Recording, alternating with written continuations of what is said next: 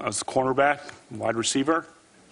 We carpooled to school along with D. Davis every year, the three of us, for 2 years. I didn't have a car, so one of the two of them would drive every day, and I'd be in the, they'd pick me up. What's your relationship like with him now? He lives in the area. I see him once in a while. I haven't seen him since this thing. Do you know Leland Ingham or Leland Kaiser? I know of her, and it's possible I, met her in high school at some point at some event. Yeah, I know her. I know of her, and again, I don't want to rule out having crossed paths with her in high school. Similar to your statements about knowing Dr. Ford? Correct. Okay. Senator Feinstein.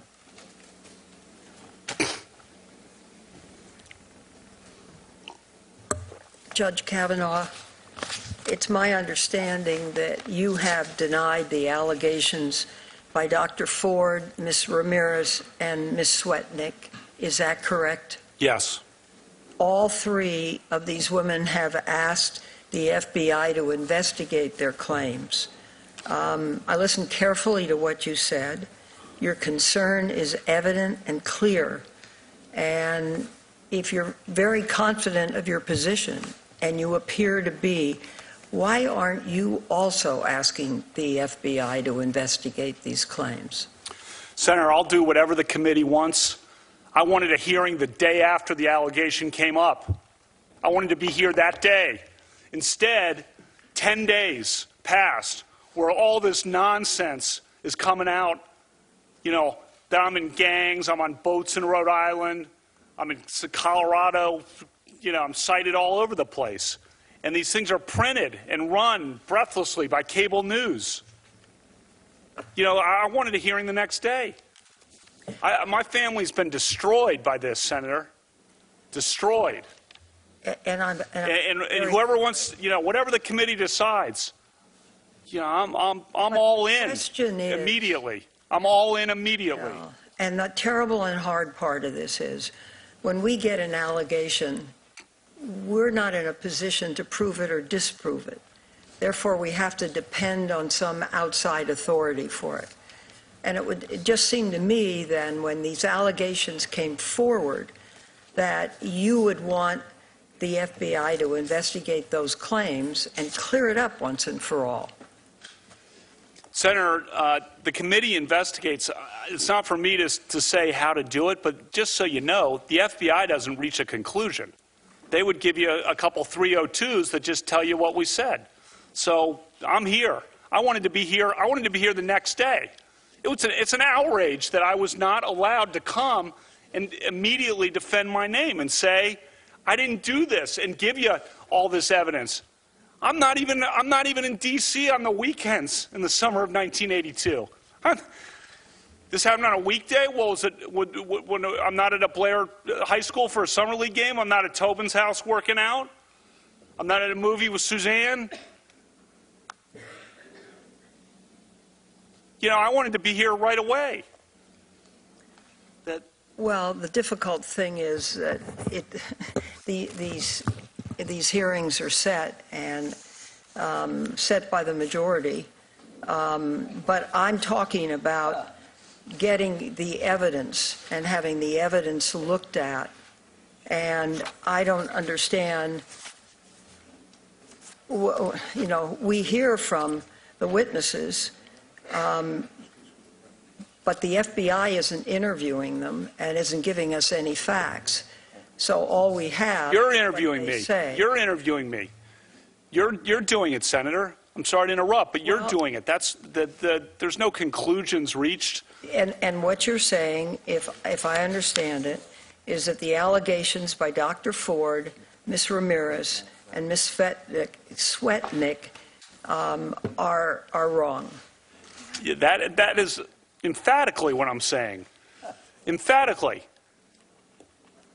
The Swetnick thing is a joke. That is a farce. Would you like to say more about it? No. Okay. That's it. Thank you, Mr. Chairman. Ms. Mitchell. Dr. Ford has described you as being intoxicated at a party. Did you consume alcohol during your high school years? Yes, we drank beer. My friends and I, the boys and girls, yes, we drank beer. I liked beer, still like beer. We drank beer. The drinking age, as I noted, was 18, so the seniors were legal. Senior year in high school, people were legal to drink. And we drank beer. And I said sometimes probably had too many beers, and sometimes other people had too many beers. We drank beer. We liked beer. What do you consider to be too many beers? I don't know. Whatever the chart says on your blood alcohol chart. When you talked to Fox News the other night, you said that there were times in high school when people might have had too many beers on occasion. Does that include you? Sure. Okay. Have you ever passed out from drinking? Passed out would be no, but I've gone to sleep. But I've never blacked out. That's the allegation, and that's wrong. So let's talk about your time in high school. In high school, after drinking, did you ever wake up in a different location than you remembered passing out or going to sleep? No. Did you ever wake up with your clothes in a different condition or fewer clothes on than you remembered when you went to sleep or passed out? No. No.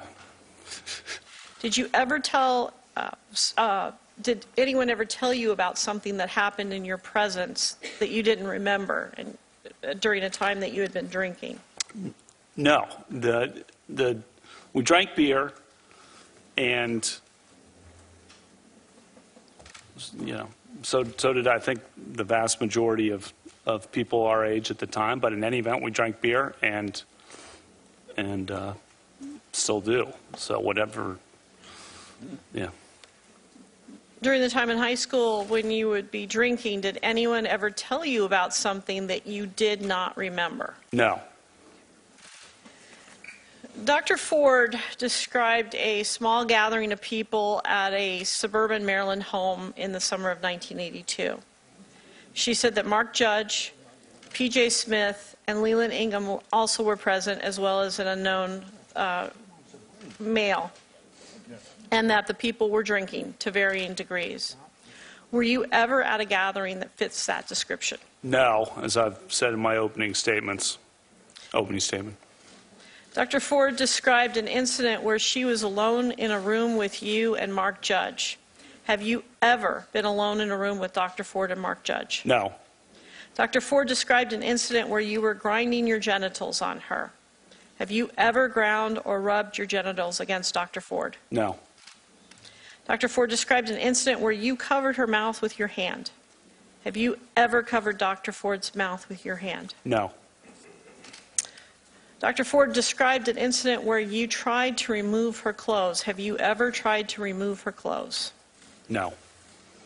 Referring back to the definition of sexual behavior that I have given you, have you ever at any time engaged in sexual behavior with Dr. Ford? No. Have you ever engaged in sexual behavior with Dr. Ford, even if it was consensual? No. I want to talk about your calendars. You submitted to the committee copies of the handwritten calendars that you've talked about for the months of May, June, July, and August of 1982. Do you have them in front of you? I do. Did you create these calendars in the sense of all the handwriting that's on them? Yes. Okay. Is it exclusively your handwriting? Yes. When did you make these entries? In 1982. Has anything been changed for those since 1982? No.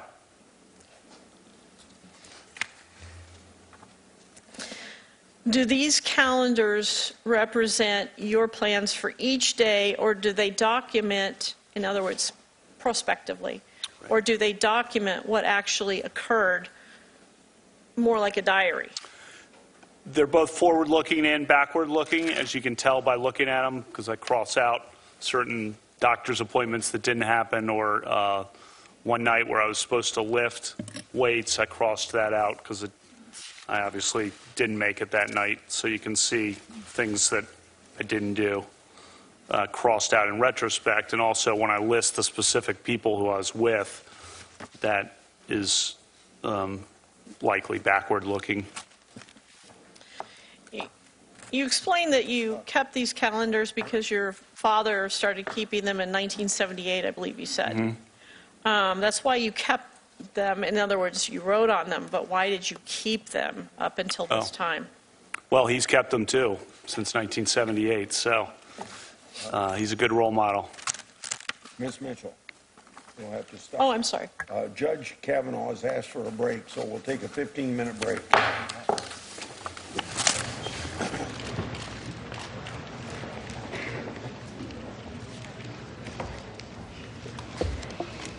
Okay, 15-minute break has been called by Senate Judiciary Committee Chairman Chuck Grassley following searing, painful, and tearful opening remarks from Judge Brett Kavanaugh and a first round of questions and a little bit more that came from the prosecutor picked by Republicans, Rachel Mitchell, and then Dianne Feinstein.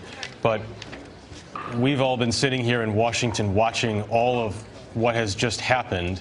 And as we bring in Bianna Golodryga, John Dickerson, also co-host of CBS This Morning, back with us. John's been here all day. Ricky Kleeman and Jan Crawford, both legal analysts here with CBS News, have been with us all afternoon. It's been difficult to watch many times, Ricky. Well, I think you almost have to look away because it's so painful. And what Brett Kavanaugh has done was exactly what he should have done. It's emotional, it's passionate, it is indignant, and you see how his life has been torn asunder. And I don't know how you ever fake that. There's an authenticity to it that you do have to look away. It's like no matter how good Dr. Ford was and how credible she was, that now you have exactly the complete counterbalance. This may be the challenge facing a lot of Americans as they try to assess this day, though, is that if they find authenticity in both what they saw in the morning and also what they saw in the afternoon, how do you reconcile those two things, John? I mean, is that not one of the questions that some of us are asking right now? Absolutely right. I mean, this was his opening statement was from a man who had been wrung out by the process, one long extended kind of blast of anguish. And so you have two people who seem quite authentic in their genuine pain, demonstrate what that pain has done to their lives. And so the senators are faced with this question of two people who might seem totally compelling in what they say, and what do they do about that? And how do they articulate the support for their vote in the end? And that's, they are in as about as tough a spot as you could be in, those senators who were genuinely of an open mind about how this was going forward. It was almost as if you saw him defending his character and his honor more than he was the nomination. You saw him come out and initially show rage. There was a lot of anger. In his opening statement, he said that he had written it almost the day after the initial accusation from Dr. Ford came out. That anger, I think, once he started talking about his family and the women in his family and his life, his daughters, his wife, his mother, turned into pure emotion. And at times he had to stop, and you thought that he was going to break down in tears.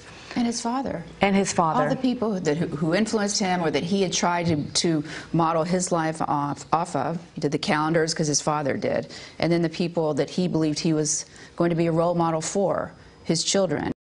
When he started talking, that's when he became the most emotional. And, you know, yes, you saw very angry and, as you said, very authentic. And how could he not be?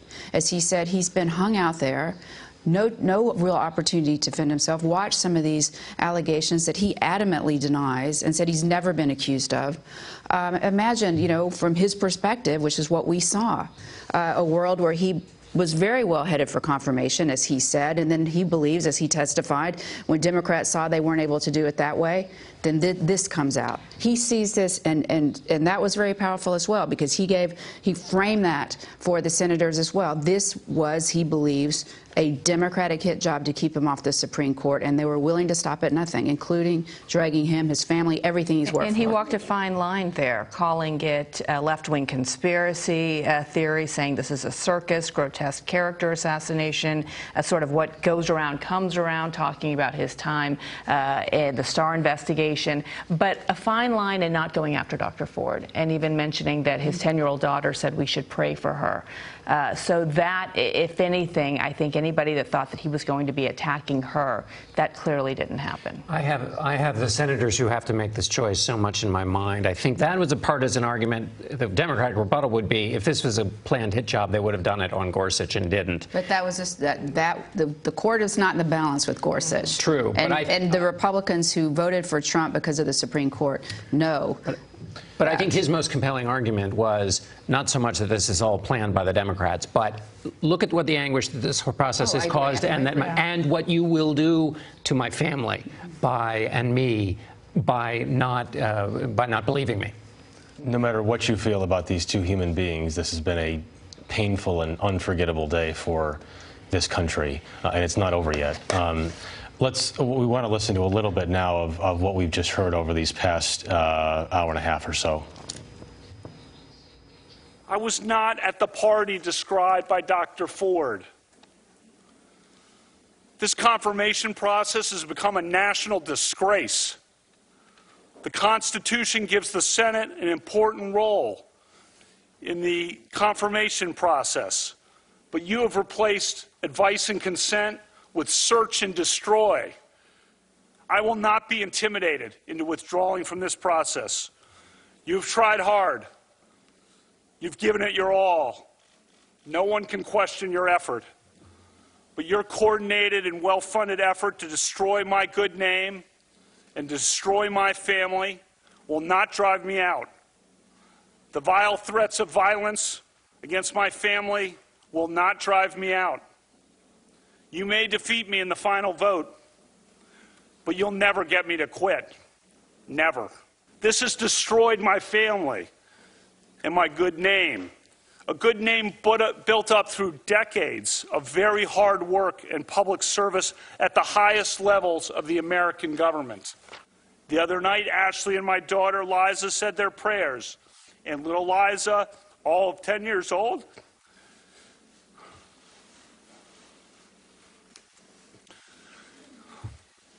said to Ashley, we should pray for the woman. It's a lot of wisdom from a 10-year-old. We mean no ill will.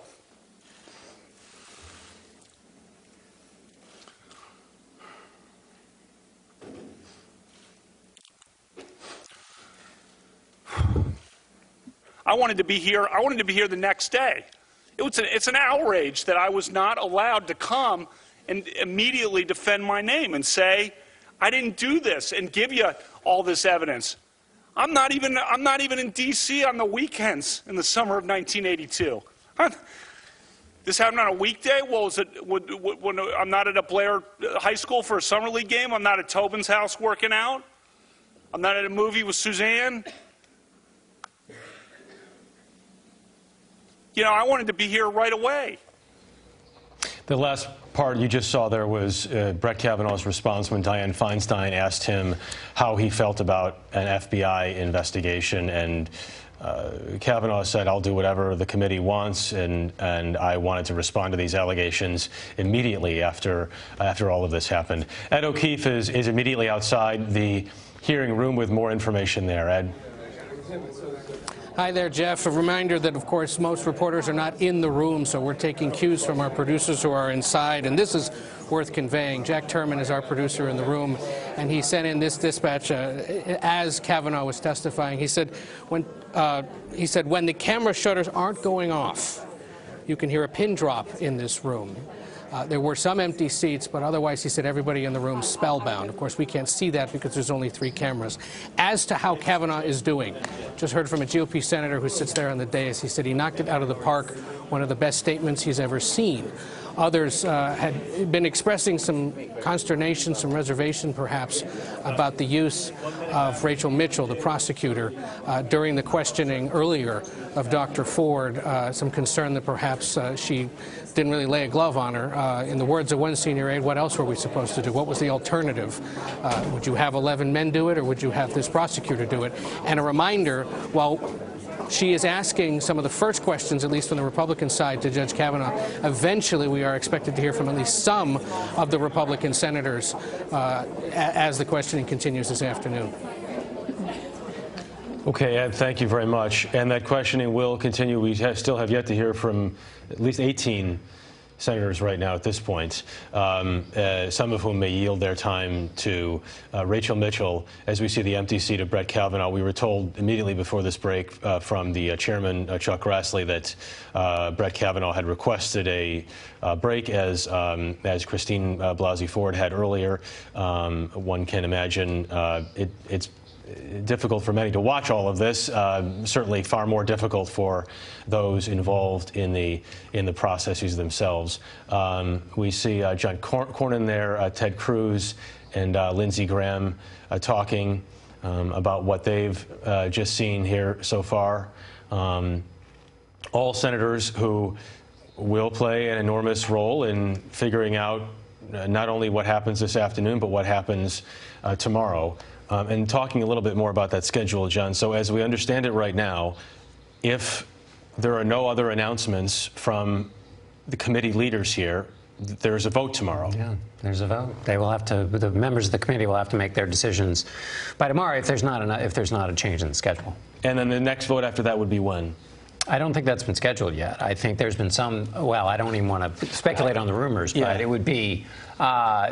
It depends. Depends how the nose counters are doing. You know, Republicans will go check in with those 5 or so Republican members who are on the fence and see what their thinking is. And depending on if those 5 votes are going to go in support of Kavanaugh, or 4 of them anyway, then they would hold the vote as fast as possible. All right. I think, Ed, do you have any more information on that scheduling? Well, yes, to that point, Jeff, it's a good question, and it's fluid.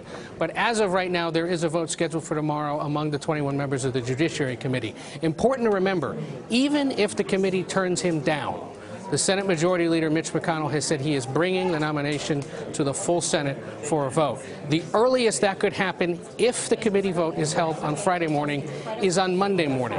And at this point, senators have been told to expect being in session through the weekend in order to keep the floor open, allow what they call the intervening hours of debate to play out, and then have that vote at. But all of that, as John said, depends on whether or not roughly 4, maybe 5 Republican members and a handful of Democrats signal whether they are with Brett Kavanaugh or whether they're not. The most critical one in the room today, probably Jeff Flake of Arizona, who made very clear earlier this week he is waiting to hear the results of the hearing. He was calling for his colleagues to treat both witnesses with some level of respect, and we'll see whether or not he feels that was the case. Others to keep in mind: Bob Corker of Tennessee, Marco Rubio of Florida, Shelley Moore Capito of West Virginia, Lisa Murkowski of Alaska, and Susan Collins of Maine. So really you're looking at as many as 6 Republican senators, all of whom still on the fence. If a vote were to be held at this moment, it's unclear what would happen. After this, we'll just have to wait and see. Okay, Ed, great information. Thank you very much. All of that said, let's not, I don't want to get too far ahead of ourselves here, because we still have to finish out this day, and also I think everyone still has to process to a certain extent what has taken place today. There were some questions earlier, I don't know if Jan or Ricky wants to take this, about what we would expect to see from the Democratic questioning this afternoon, and what tone might be taken given what we saw in the earlier session. Talk a little bit, Ricky, if you would, about the Dianne Feinstein questions, because those are the first questions we saw to Brett Kavanaugh. Well, she had really one point to go to, which is the Democratic point, that if you had not done this, this is my words, these are my words, not hers. If you had not done this, if this never happened, as you say, why wouldn't you welcome an FBI investigation? You're going to hear the Democrats beat that drum slowly, because they have continued to say that was what was necessary, and then you would not have had a circus or a show. I thought she was remarkably mild-mannered, and that almost shockingly so, because she has certainly been in the position to start to go after him. But it's too early for a Democrat to have gone after him after that powerful opening statement. I think it's the Democrats who come later, when you get to Kamala Harris, Cory Booker, that you may see more fire and brimstone. But they're really warned, I say, to be respectful no matter what they ask. Yeah, well, let's not forget that a lot of these senators have seen so many hearings over the years. They know how to take the temperature of the room. They know what the flow of the emotion is, and where they can potentially go to those other places. So we wait to see what happens. I think we need to sit next. with his statement a little longer, though, because it's, you know, all morning we had been talking about what was he going to be like? What was his demeanor going to be? What was his posture going to be? What was he going to say? And what we saw was a man who feels incredibly wrong, like his life that he knows it has been destroyed. His family has been destroyed. He will never get that back. And that power of that statement and the authenticity, I believe, I mean, that you cannot, and that makes it now that for the Republicans who were kind of hoping maybe she might have, that makes it, I think it is very difficult for the Republicans based on that, and we'll see what happens after the rest of the afternoon, to vote against him. Well, he's not saying my life will be destroyed if I don't get this job. He's saying it's been destroyed already. I may never coach again. I may never teach again. I may never be able to, you know. Brett Kavanaugh sitting down again. Let's listen. I'm ready. Thank you.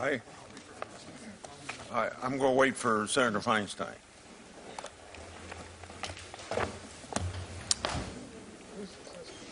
Or do you want me to go ahead with you without Feinstein? Wait for her. I was waiting for you. I hope I showed up.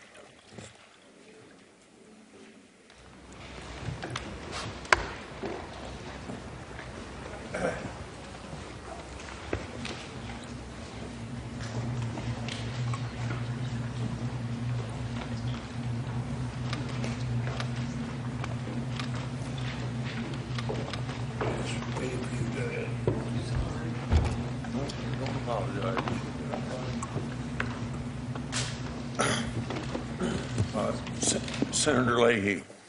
Thank you, Mr. Chairman. Judge, you said before, and again today, that Mark Judge was a close friend of yours in high school. Now, Dr. Ford, as you know, has said that he was in the room when she was attacked. She also says you were, too. Unfortunately, the FBI has never interviewed him. We've not been able to have his attendance here. The chairman refuses to call him. If she's saying Mark Judge was in the room then he should be in the room here today. Would you want him called as a witness? Senator, this allegation came into the committee. Oh, no, I'm just asking the question. Would you want him to be here as a witness? He's already provided sworn testimony to the committee. This allegation's been hidden by the committee, by members of the committee.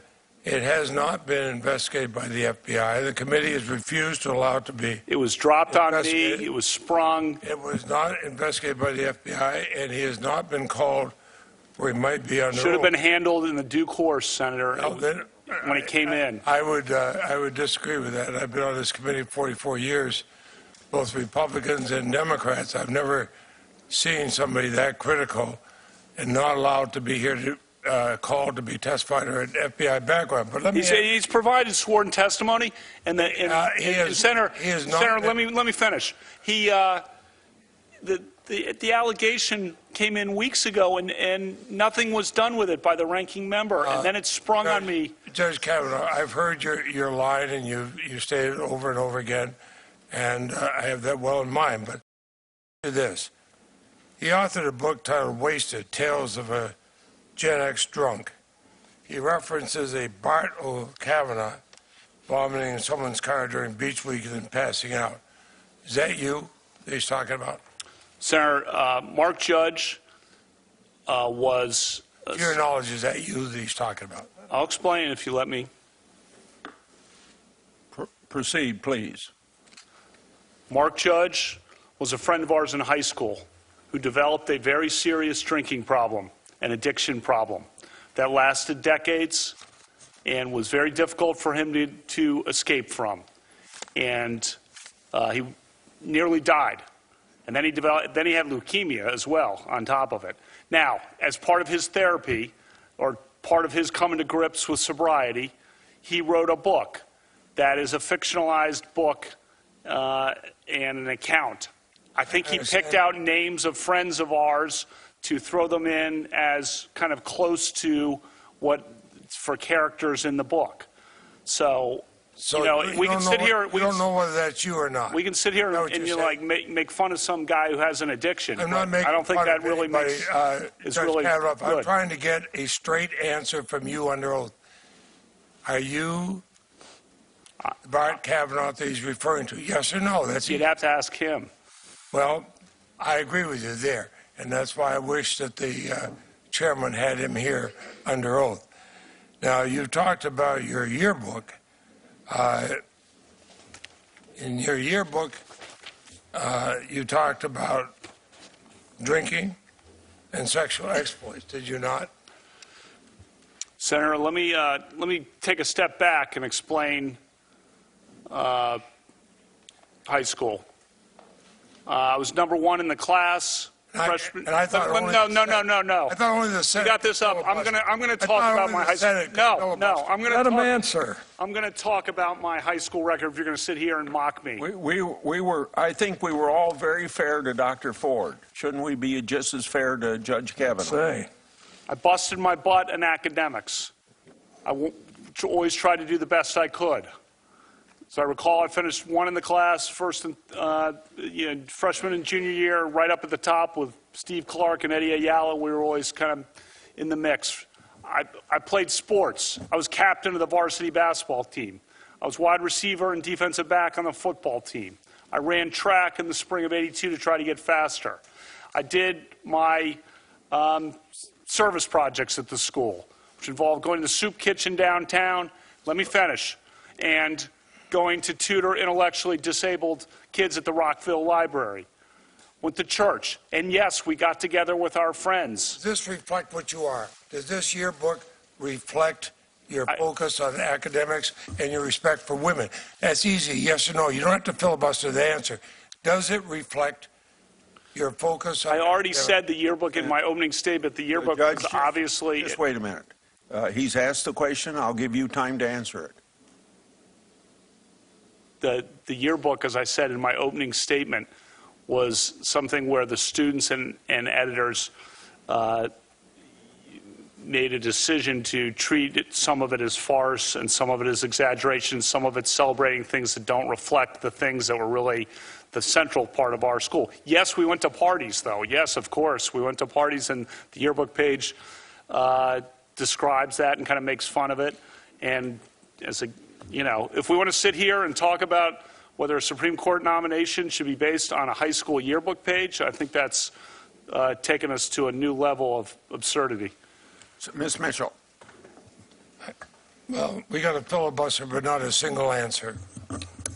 Ms. Mitchell. Judge, do you still have your calendars there? I do. I would like you to look at the July 1st entry.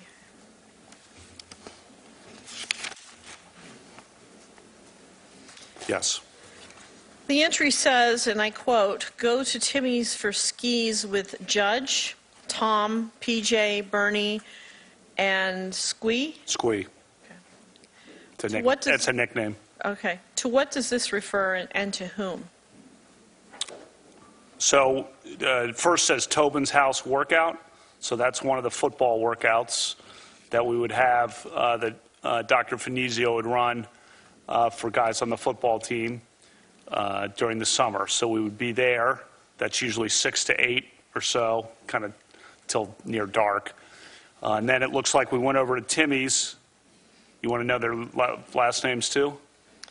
I'm happy to do it. If you could just identify, is Judge Mark Judge? It is. And is PJ Smith? It is. So it's Tim Gaudette, Mark Judge, Tom Kane, PJ Smith, Bernie McCarthy, Chris Garrett. Chris Garrett is Squee. He is. Did you, in your calendar, routinely document social gatherings like house parties or gatherings of friends in your calendar? Yes, it certainly appears that way. That's what I was doing in the summer of 1982, and you can see that reflected on several of the entries. If a gathering like Dr. Ford has described had occurred, would you have documented that? Yes, because I documented everything, those kinds of events, even small get-togethers. August 7th is another good example where I documented a small get-together that summer, so yes. August 7th, could you read that? I think that's go to Becky's, Matt, Denise,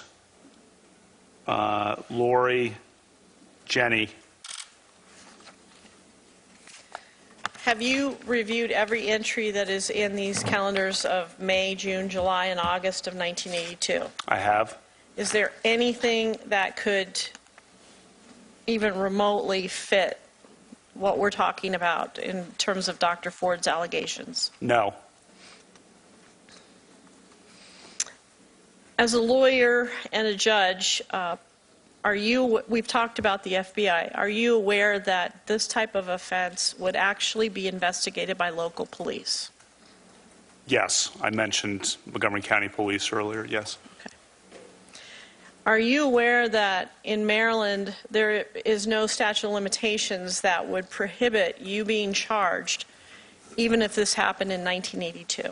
That's my understanding.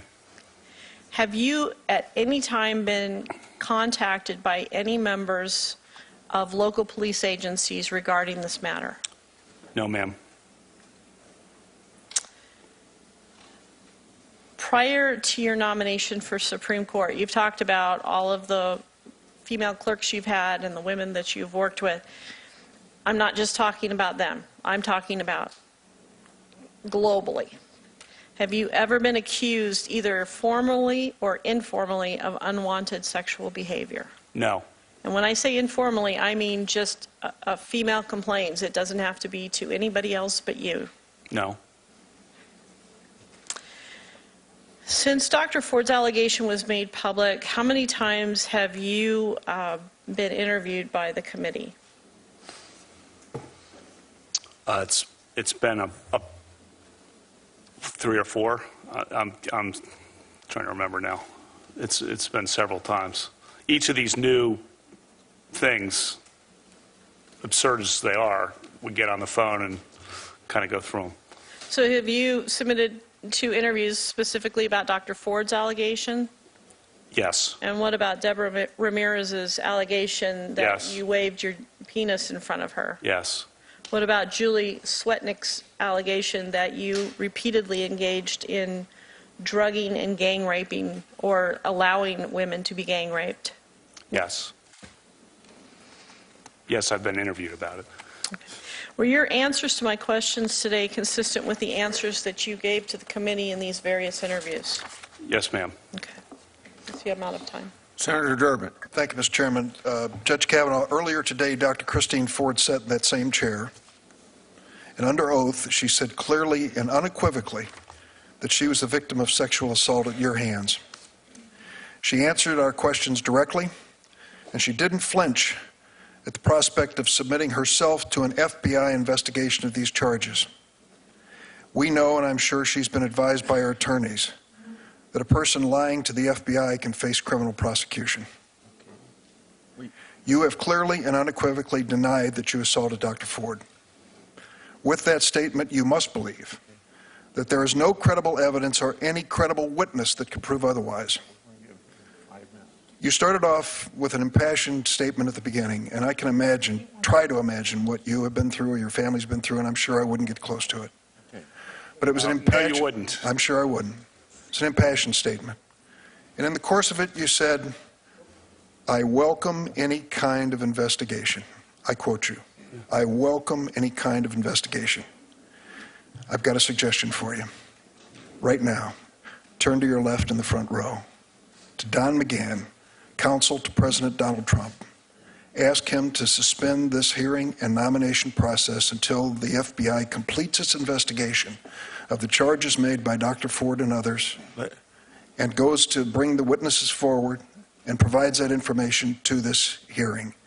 I'm sure that the chairman at that point will understand that that is a reasonable request to finally put to rest these charges if they are false or to prove them if they are not. You spent 2 years in the White House office that approved judicial nominees.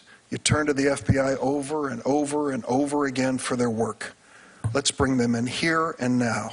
Turn to Don McGahn and tell him it's time to get this done. An FBI investigation is the only way to answer some of these questions.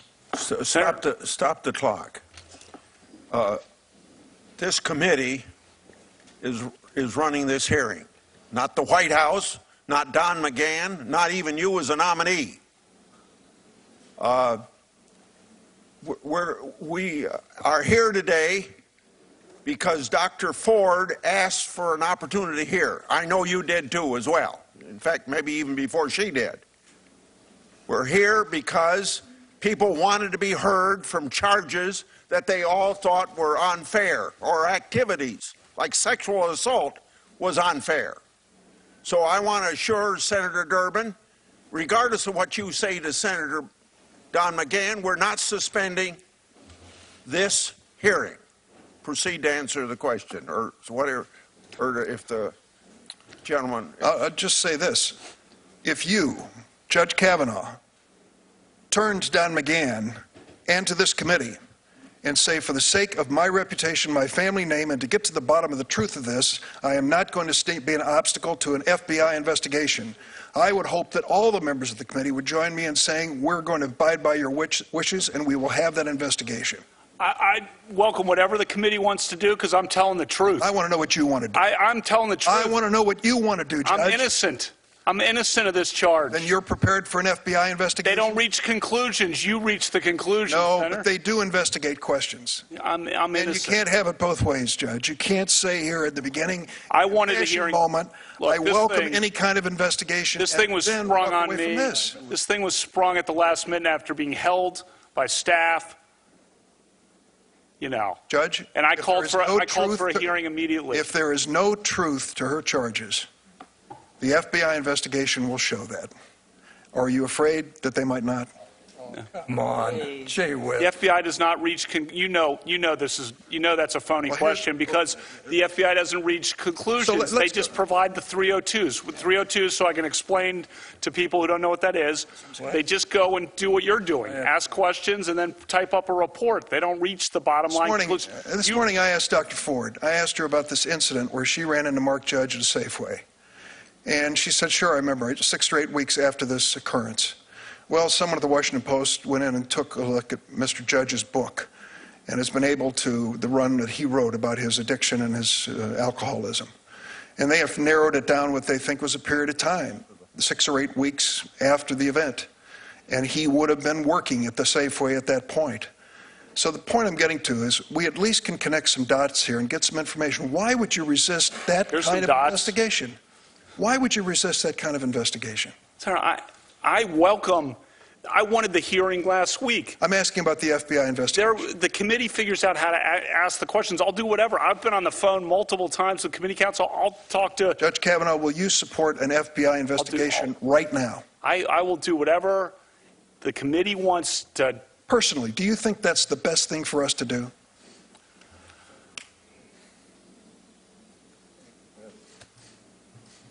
You want to answer? You know, look, Senator, I've said I wanted a hearing, and I'd said I was welcome anything. I'm innocent. This thing was held when it could have been presented in the ordinary way. It could have been held and handled confidentially at first, which was what Dr. Ford's wishes were, as I understand it, and wouldn't have caused this, like, destroyed my family like this effort has. I think an FBI investigation will help all of us on both sides of the issue. Senator Graham asked for the floor, but before he does, it seems to me that if you want to know something, you got the witness right here to ask him. And secondly, if you want an FBI report, you can ask for it yourself. I've asked for FBI reports in the past, in the 38 years I've been in the Senate. Senator Graham. Are you aware that at 9:23 on the night of July the 9th, the day you were nominated to the Supreme Court by President Trump, Senator Schumer said, 23 minutes after your nomination, "I will oppose Judge Kavanaugh's nomination with everything I have. I have a bipartisan, and I hope a bipartisan majority will do the same. The stakes are simply too high for anything less." Well, if you weren't aware of it, you are now. Did you meet with Senator Dianne Feinstein on August 20th? I did meet with Senator Feinstein. Did you know that her staff had already recommended a lawyer to Dr. Ford? I did not know that. Did you know that her and her staff had this allegations for over 20 days? I did not know that at the time. If you wanted an FBI investigation, you could have come to us. What you want to do is destroy this guy's life, hold this seat open, and hope you win in 2020. You've said that, not me. You've got nothing to apologize for. When you see Sotomayor and Kagan, tell them that Lindsay said hello, because I voted for them. I would never do to them what you've done to this guy. This is the most unethical sham since I've been in politics. And if you really wanted to know the truth, you sure as hell wouldn't have done what you've done to this guy. Are you a gang rapist? No. I cannot imagine what you and your family have gone through. Boy, y'all want power. God, I hope you never get it. I hope the American people can see through this sham, that you knew about it and you held it. You had no intention of protecting Dr. Ford. None. She's as much of a victim as you are. God, I hate to say it, because these have been my friends. But let me tell you, when it comes to this, you're looking for a fair process, you came to the wrong town at the wrong time, my friend. Do you consider this a job interview? The advice and consent role is like a job interview. You consider that you've been through a job interview? I've been through a process of advice and consent under the Constitution. Which Would you say you've been through hell? I've been through hell and then some. This is not a job interview. Yeah. This is hell. This is going to destroy the ability of good people to come forward because of this crap. Your high school yearbook. You have interacted with professional women all your life, not one accusation. You're supposed to be Bill Cosby when you're a junior and senior in high school. And all of a sudden you got over it. It's been my understanding that if you drug women and rape them for 2 years in high school, you probably don't stop. Here's my understanding. If you lived a good life, people would recognize it, like the American Bar Association has the gold standard. His integrity is absolutely unquestioned. He is the very circumspect in his personal conduct, harbors no biases or prejudices. He's entirely ethical, is a really decent person. He is warm, friendly, unassuming. He's the nicest person. The ABA. The one thing I can tell you, you should be proud of. Ashley, you should be proud of this, that you raised a daughter who had the good character to pray for Dr. Ford. To my Republican colleagues, if you vote no, You're legitimizing the most despicable thing I have seen in my time in politics. You want this seat? I hope you never get it. I hope you're on the Supreme Court. That's exactly where you should be. And I hope that the American people will see through this charade.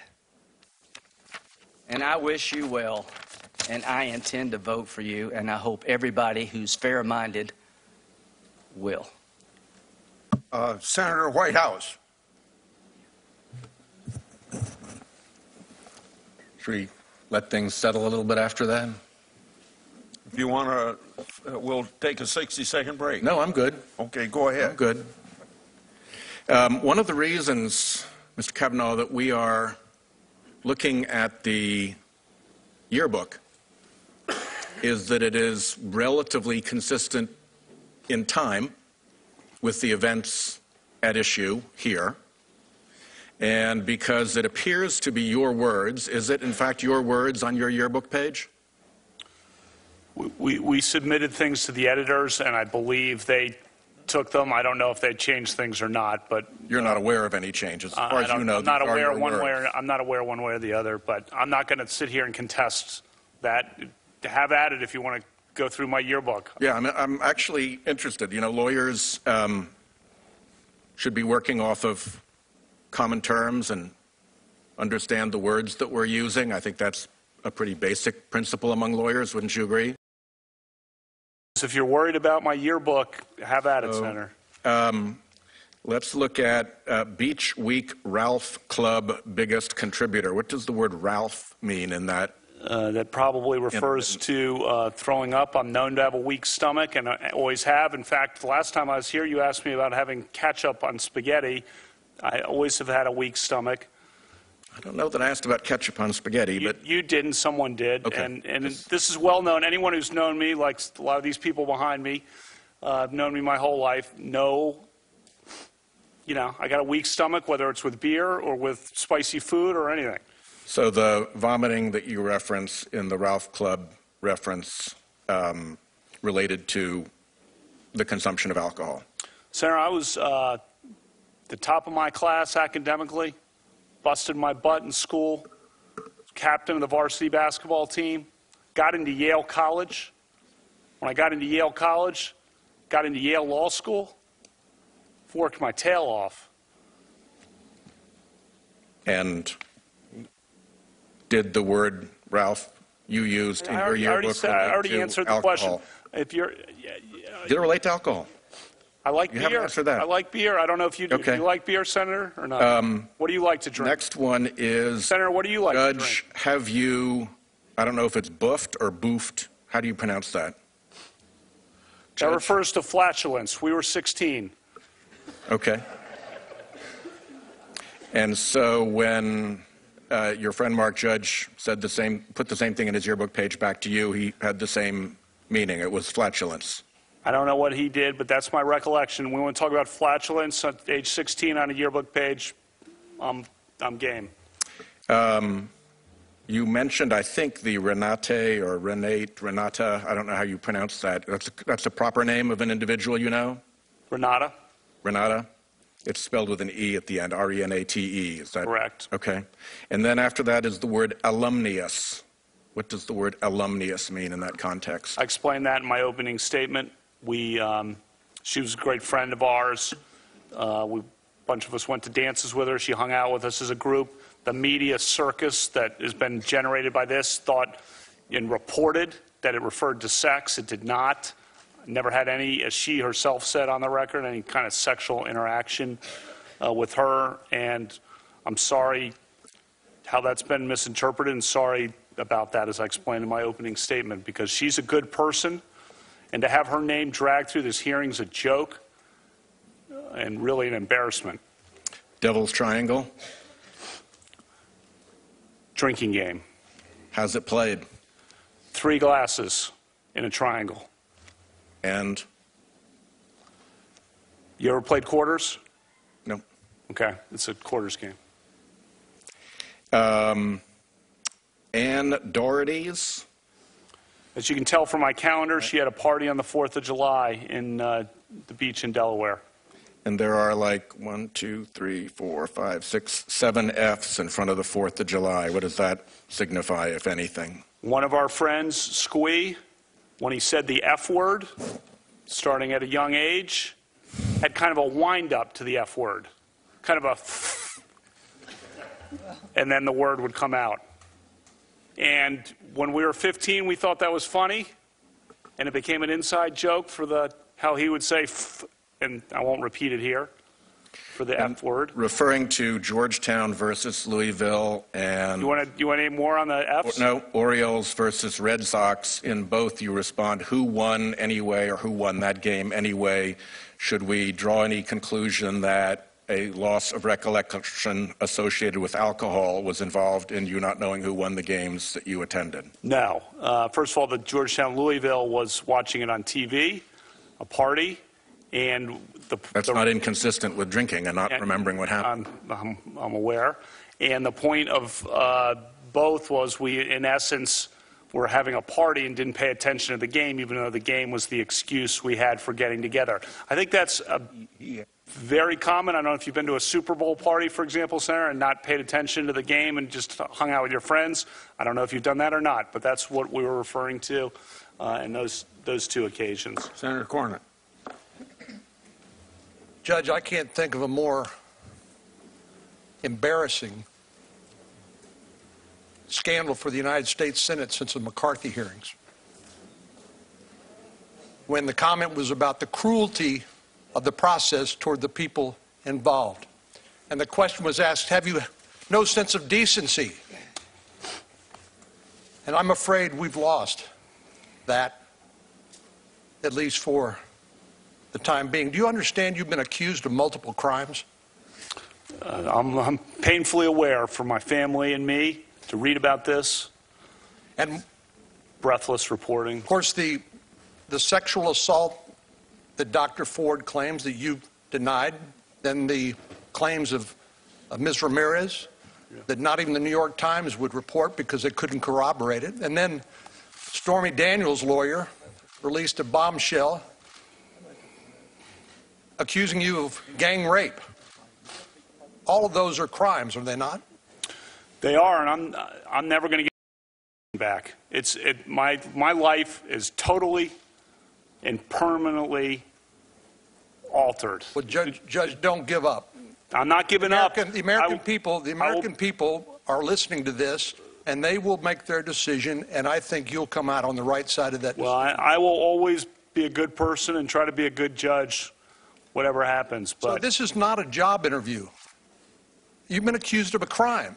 If you have lied to the committee and the investigators, that is a crime in and of itself, correct? That is correct.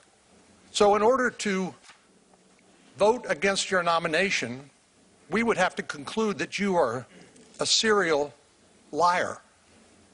Yeah. And you have exposed yourself to legal jeopardy in your interaction with this committee and the investigators. Isn't that correct? That's my understanding.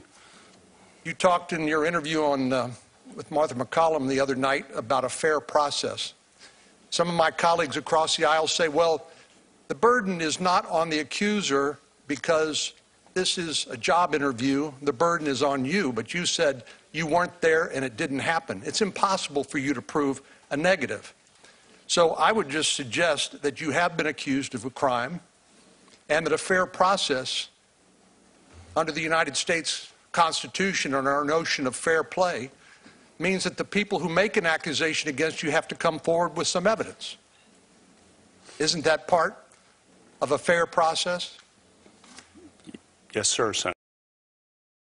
It means that if you're going to make an allegation, there needs to be corroboration. In other words, you're not guilty because somebody makes an accusation against you in this country. We're not a police state. We don't give the government that kind of power. We insist that those charges be proven by competent evidence. And I know we're not in a court. I've told my colleagues if we were in court, we would be in contempt of court. But you have been accused of a crime, and I believe fundamental notions of fair play and justice in our constitutional system require that if somebody's going to make that accusation against you, then they need to come forward with some corroboration, not just allegations. And you're right to be angry about the delays in your ability to come here and protect your good name, because in the interim, it just keeps getting worse. It's not Dr. Ford. It's this story that not even the New York Times would report, the allegation of Ms. Ramirez. And then Stormy Daniels' lawyer comes up with this incredible story accusing you of the most conduct. It's outrageous, and you're right to be angry. But this is your chance to tell your story, and I hope you have a chance to tell us everything you want to tell us. But the burden is not on you to disprove the allegations made. The burden under our system, when you accuse somebody of criminal conduct, is on the person making the accusation. Now, I understand this isn't a trial, like I said, but I just wanted to make sure that we understood. It's hard to reconstruct what happened 36 years ago, and I appreciate what you said about Dr. Ford, that perhaps she has had an incident at some point in her life, are sympathetic to that, but your reputation is on the line, and I hope people understand the gravity of the charges made against you and what a fair process looks like. Senator Klobuchar. Thank you, Mr. Chairman. Judge, we're talking here about decency, and you understand we have this constitutional duty to advise and consent. And for me, when this evidence came forward, I decided that I needed to look at this, and I needed to find out about it, and I needed to ask you questions about it, as well as others that were involved. So again, I'm not going to take quite the same approach as my colleagues here and talk about Don McGahn or any of this. Why don't you just ask the president? Dr. Ford can't do this. We clearly haven't been able to do this. But just ask the president to reopen the FBI investigation. I think the committee is you're doing the investigation. I'm here to answer your questions. No. And I should say one thing, Senator Klobuchar, which is I appreciate our meeting together, and I appreciate how you handled the prior hearing, and I have a lot of respect for you. Well, thank you. All of that aside, here's the thing. You could actually just get this open so that we can talk to these witnesses, and the FBI can do it instead of us. And you've come before us, but we have people like Mark Judge, who Dr. Ford says was a witness to this. We have this polygraph expert that my colleagues were raising issues about the polygraph. We would like to have that person come before us. And I just think if we could open this up. I don't mean to interrupt, but I guess I am. But Mark Judge has provided sworn statements saying this didn't happen and that I never did or would do. But we would like the FBI to be able to follow up and ask him questions. You know, we talked about past nomination processes, and you talked about those, and I note that President George Bush, in the Anita Hill Justice Thomas case, he opened up the FBI investigation and let questions being asked, and I think it was helpful for people. So was his decision reasonable?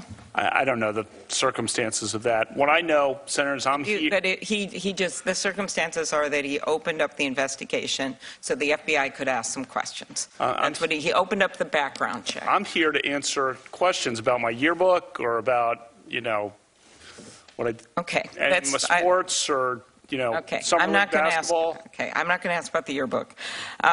So most people have done some drinking in high school and college, and many people even struggle with alcoholism and binge drinking. My own dad struggled with alcoholism most of his life, and he got it, and there were consequences. He is still in AA at age 90, and he's sober. And in his words, he was pursued by grace, and that's how he got through this. So in your case, you have said here and other places that you never drank so much that you didn't remember what happened. But yet, we have heard, not under oath, but we have heard your college roommate say that you did drink frequently. These are in news reports, that you would sometimes be belligerent. another classmate said it's not credible for you to say you didn't have memory lapses. So drinking is one thing. I actually don't think that's the second quote's correct. On the first quote, if you wanted, I provided some material that's still redacted about the situation with the freshman year roommate, and I don't really want to repeat that in a public hearing, but just so you know, there were 3 people in a room, Dave White, Jamie Roach, and me, and it was a contentious situation where Jamie did not like Dave White at all, and I mean this. Okay. So Dave White came back from home one weekend, and Jamie Roach had moved all his furniture out into the courtyard. Okay. And so he walks in, and so that's your source on that. Okay. So there's some old. Drinking is one thing. And there's much more. Okay. Look at the redacted portion of what I said. I don't want to repeat that in a public hearing. I will. Could I just ask one more question? Redacted information about that. Okay. Drinking is one thing, but the concern is about truthfulness. And in your written testimony, you said sometimes you had too many drinks. Was there ever a time when you drank so much that you couldn't remember what happened or part of what happened the night before? No, I remember what happened, and I think you've probably had beers, Senator, and so. There's never been a case where you drank so much that you didn't remember what happened the night before or part of what happened. You're asking about, blackout. I don't know. Have you? Could you answer the question, Judge? That's not happened. Is that your answer? Yeah, and I'm curious if you have. I have no drinking problem, Judge. Yeah, nor do I. Okay, thank you. Senator Hatch. Since this FBI thing keeps coming up all the time, let's get back to basics. First of all, anybody, including any senator that's brought up this issue, could ask for an FBI investigation. What the FBI does is gather information for the White House, then the file's sent to the committee for us to make our own evaluations. We're capable of making our own determination about the accuracy of any of those allegations. The FBI has put out a statement over, now I suppose it's a month ago, clearly stating this matter is closed as far as the letter being sent to them, and there is no federal crime to investigate. If Senate Democrats hope for the FBI to draw any conclusions on this matter, I'm going to remind you what Joe Biden said. Now, I said this in my statement, but maybe people aren't listening when I say it. Maybe they won't even hear this. Joe Biden, quote, "The next person who refers to an FBI report as being worth anything obviously doesn't understand anything. The FBI explicitly does not in this or any other case reach a conclusion, period. They say, he said, she said, they said, period." So when people wave an FBI report before you or even bring it up now as something prospectively, that wasn't in his quote, understand they do not reach conclusions. They do not make recommendations. Senator Hatch. Mr. Chairman. No, don't break. Mr. Chairman. Let me do this. May I say for the record that actually we have asked, you said that nobody's asked the FBI or we could ask the FBI. I actually have, I think others have, and I think that the issue is that part of what an FBI report does is to investigate and seek either corroborating or exculpatory evidence. It's not so much the conclusion that it draws as the breadth of the evidence that is sought out through the investigation and the difference between what somebody might say to an FBI agent when they're being examined and, for instance, Mr. Judge's letter signed by his lawyer sent in. It's just a different thing. And I believe still that this is the first background investigation in the history of background investigations that hasn't been reopened when new credible derogatory information was raised about the subject, about the nominee. So I just didn't want to let the point you made stand without referencing what we had tried to do. Pardon me, but I'll just add to the point you made. The letter was sent to the FBI. The FBI sent it to the White House with a letter saying the case is closed. We're taking a break now. Senator, we're taking a break now. 15-minute break. Okay, stand up. Come on.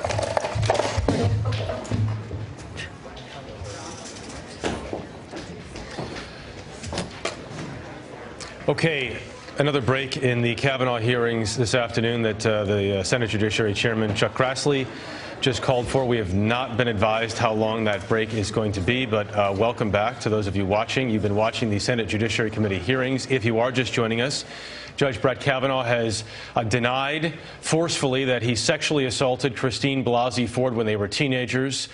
We do want to play for you perhaps the most emotional moment of the day outside of the Kavanaugh testimony, we should say, which came not shortly after that ended, and that was Republican Senator Lindsey Graham. We're going to digest a lot of this in just a moment and play more sound beyond this, but let's start with some of that Lindsey Graham sound because the White House has also been reacting to it. If you wanted an FBI investigation, you could have come to us. What you want to do is destroy this guy's life, hold this seat open, and hope you win in 2020. You've said that, not me. You've got nothing to apologize for. When you see Sotomayor and Kagan, tell them that Lindsey said hello, because I voted for them. I would never do to them what you've done to this guy. This is the most unethical sham since I've been in politics. And if you really wanted to know the truth, you sure as hell wouldn't have done what you've done to this guy. Are you a gang rapist? No. I cannot imagine what you and your family have gone through. Boy, y'all want power. God, I hope you never get it. I hope the American people can see through this sham, that you knew about it and you held it. You had no intention of protecting Dr. Ford. None. She's as much of a victim as you are. God, I hate to say it because these have been my friends. But let me tell you, when it comes to this, you're looking for a fair process.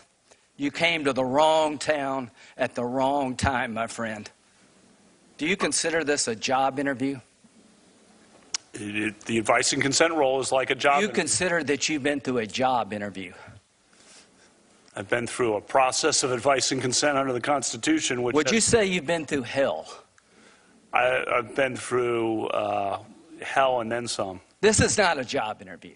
Yeah. This is hell.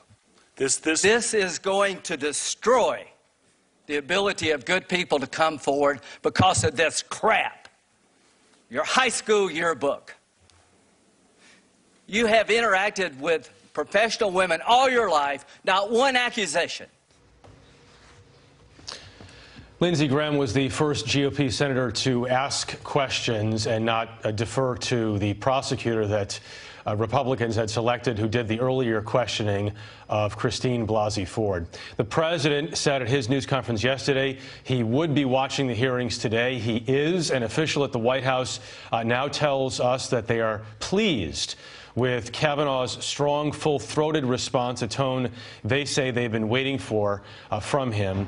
We've seen a number of tweets now going out from various members of the White House endorsing what they've heard so far from Judge Kavanaugh. Joining me in our coverage now, Bianna Golodryga, CBS This Morning co-host John Dickerson, Jan Crawford, who covers the Supreme Court for us, and also CBS News legal analyst Ricky Kleeman once again, and our political correspondent Ed O'Keefe, who is outside the hearing room and has been trying to get whatever information he can from senators and others as they leave all of that. First, let's talk about, Bianna, if we could, those comments from Lindsey Graham, because they were memorable. Look, I think Lindsey Graham spared Judge Kavanaugh from a lot of the emotions people were hoping or maybe fearful that they would be hearing from Judge Kavanaugh. Lindsey Graham is known to express himself in whichever opinion he has on whatever topic, and we saw that side of him. I know you had a lot of thoughts about what what Senator Graham was trying to convey and his message within the party to other Republicans who may be on the fence about what they should be doing with Well, that's one of the things that really struck me. Here, first of all, is the first senator on the Republican side to speak. So we talked about it earlier when Rachel Mitchell was talking. She wasn't trying to frame a political argument. She was just going methodically. But this was the first chance to frame it politically for everybody watching and for Republicans. And Lindsey Graham, in addition to that emotional response, he said to fellow Republicans, if you don't vote for him, if you vote against Kavanaugh, you will be affirming, validating this, what Lindsey Graham had just described, which was an awful process that ruined a family, that ruined a man. So he has set the stakes. If this is about determining what the question is, what the narrative is, Lindsey Graham is trying to do that for those on the fence Republicans, saying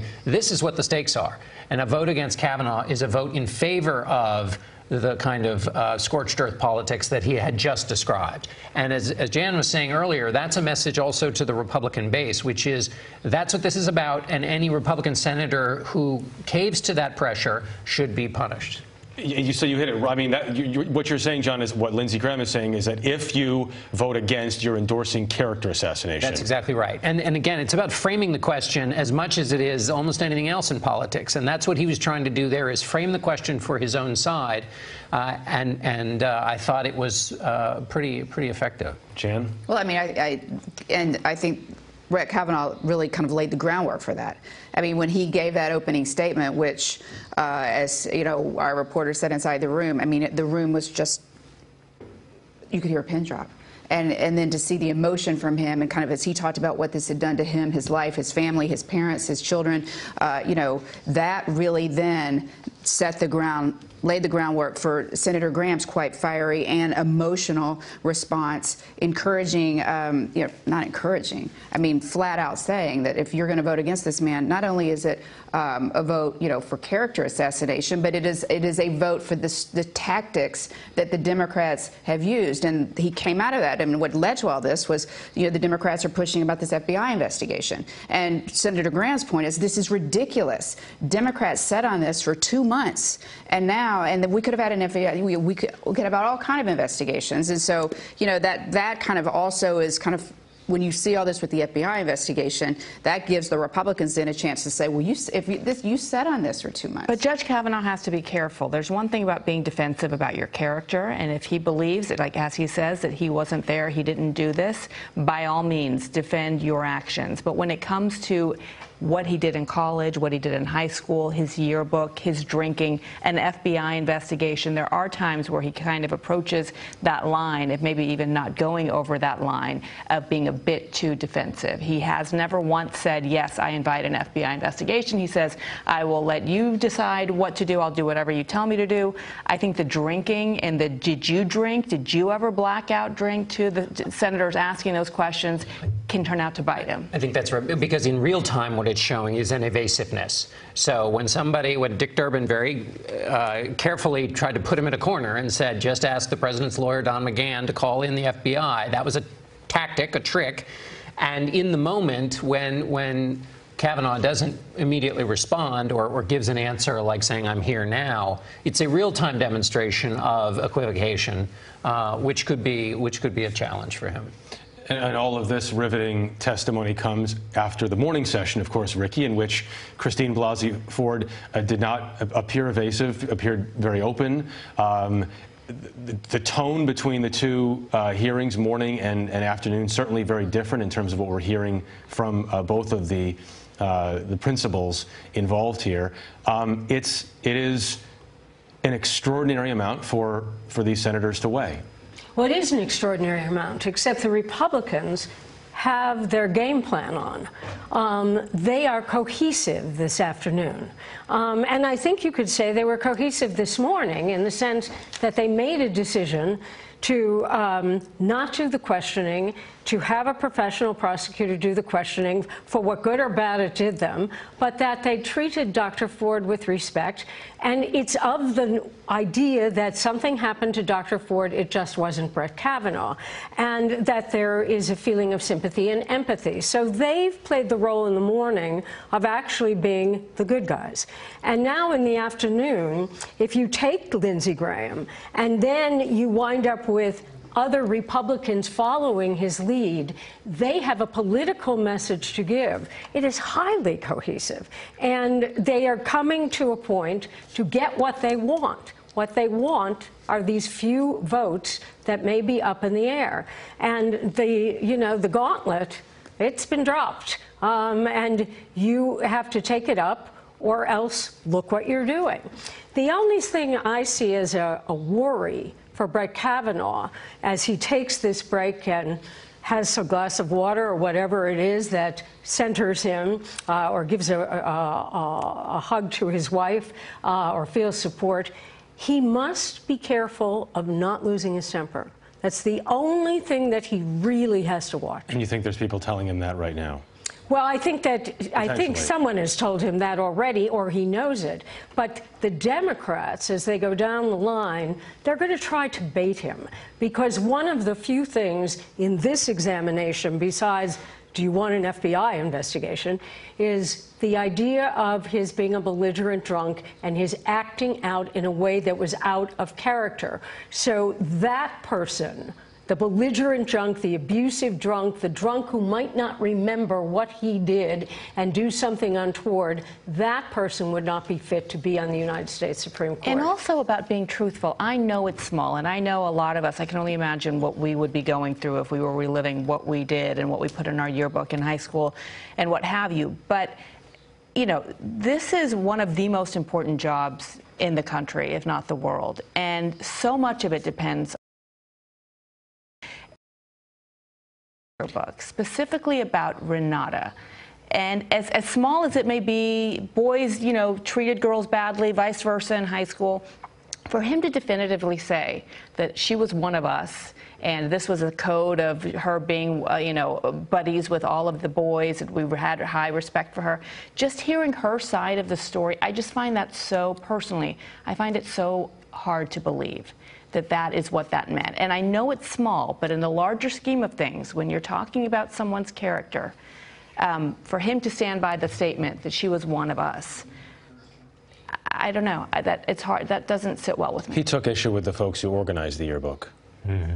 Right? Was his... Well, he put it in the context of the time as well. I mean, you got to think back to this is 1982.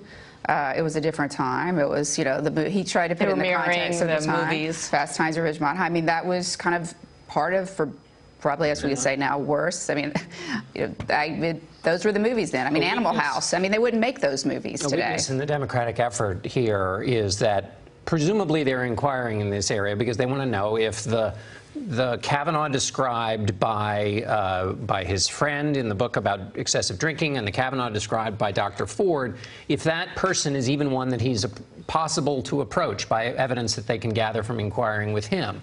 And so, but that framing has kind of been lost a little, and so there's just the questions about the yearbook. And so anybody who hasn't been following this quite closely would think, why are they asking about the yearbook? Why is that relevant? Why are we? Right. Why is that? And that's a challenge for Democrats. But outside of the yearbook and the credibility of the allegations, so much of this has been focused on the timeline, and that is.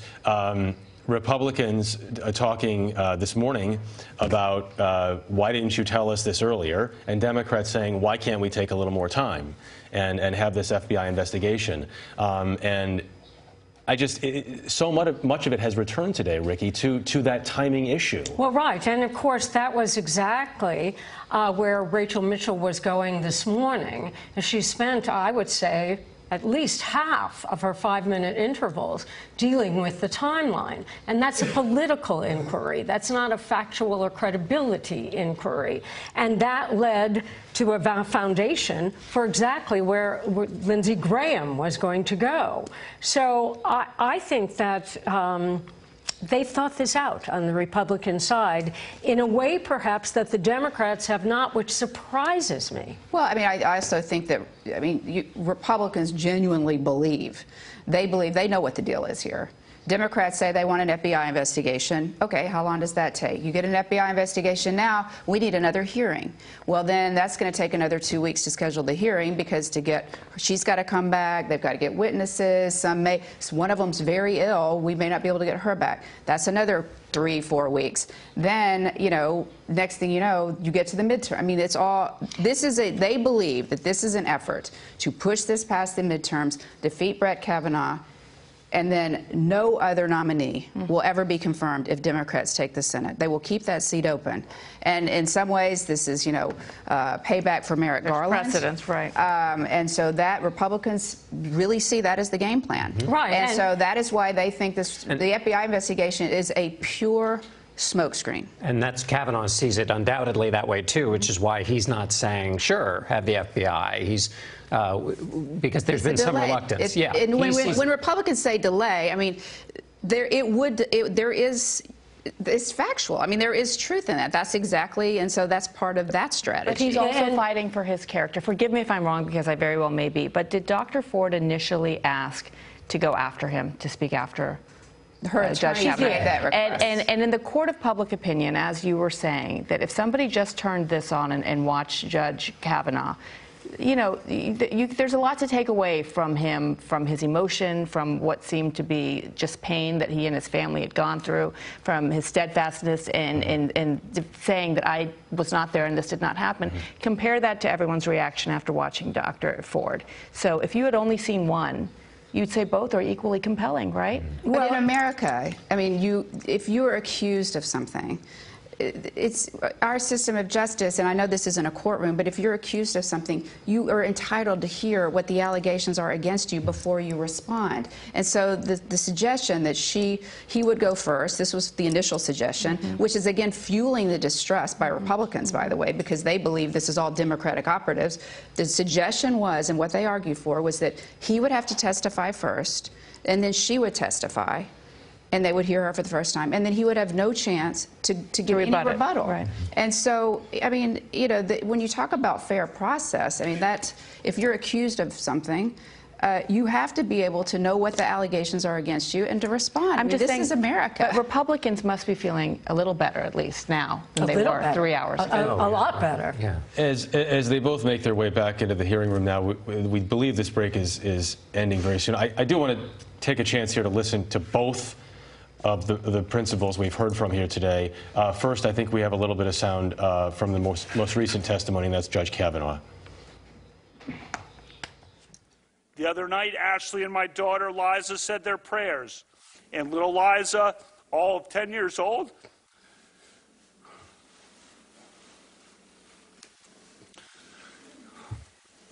said to Ashley, we should pray for the woman. It's a lot of wisdom from a 10-year-old.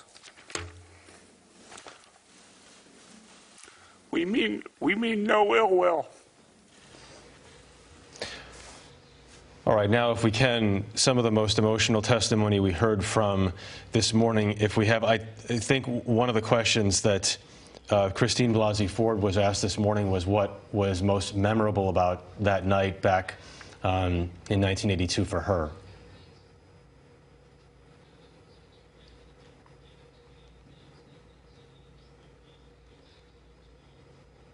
Okay, we don't have it.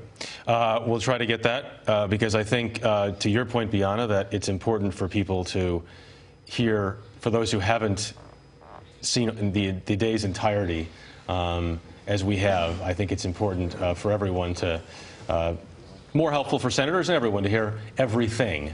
Brett Kavanaugh sitting back down again now. That's possible.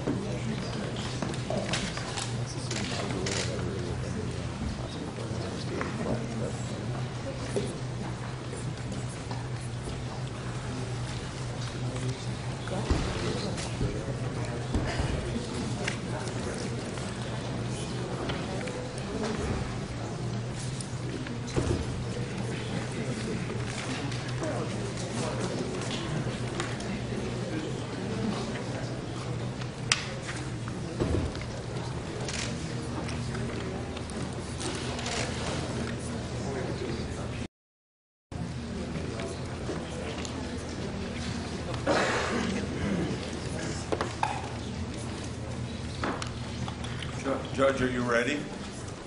I am ready. And can I say one thing? Yes. Just going to say, I started my last colloquy by saying to Senator Klobuchar how much I respect her and respected what she did at the last hearing, and she asked me a question at the end that I responded by asking her a question, and I didn't.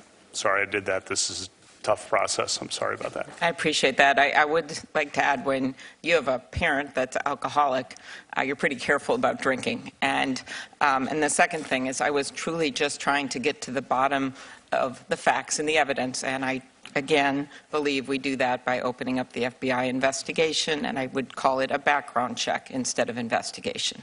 Thank you. Appreciate that. Senator Hatch. Well, thank you, Judge. Welcome. We're happy to have you here. My friend from, I'd just like to say a few words. My friend from Arizona emphasized yesterday that we have before us today two human beings, Dr. Ford and Judge Kavanaugh. They deserve, each of you deserves to be treated fairly and respectfully. We tried to do that with Dr. Ford earlier, and I think we succeeded. It's important that we treat Judge Kavanaugh fairly now, and it remains to be seen how that's going to work out. Judge Kavanaugh has been a federal judge for 12 years, and he's been a great federal judge on the second highest court in the nation. He's earned a reputation for fairness and decency. His clerks love him. His students, he teaches in law school as well, his students love him. His colleagues love him. This man is not a monster, nor is he what has been represented here in these hearings.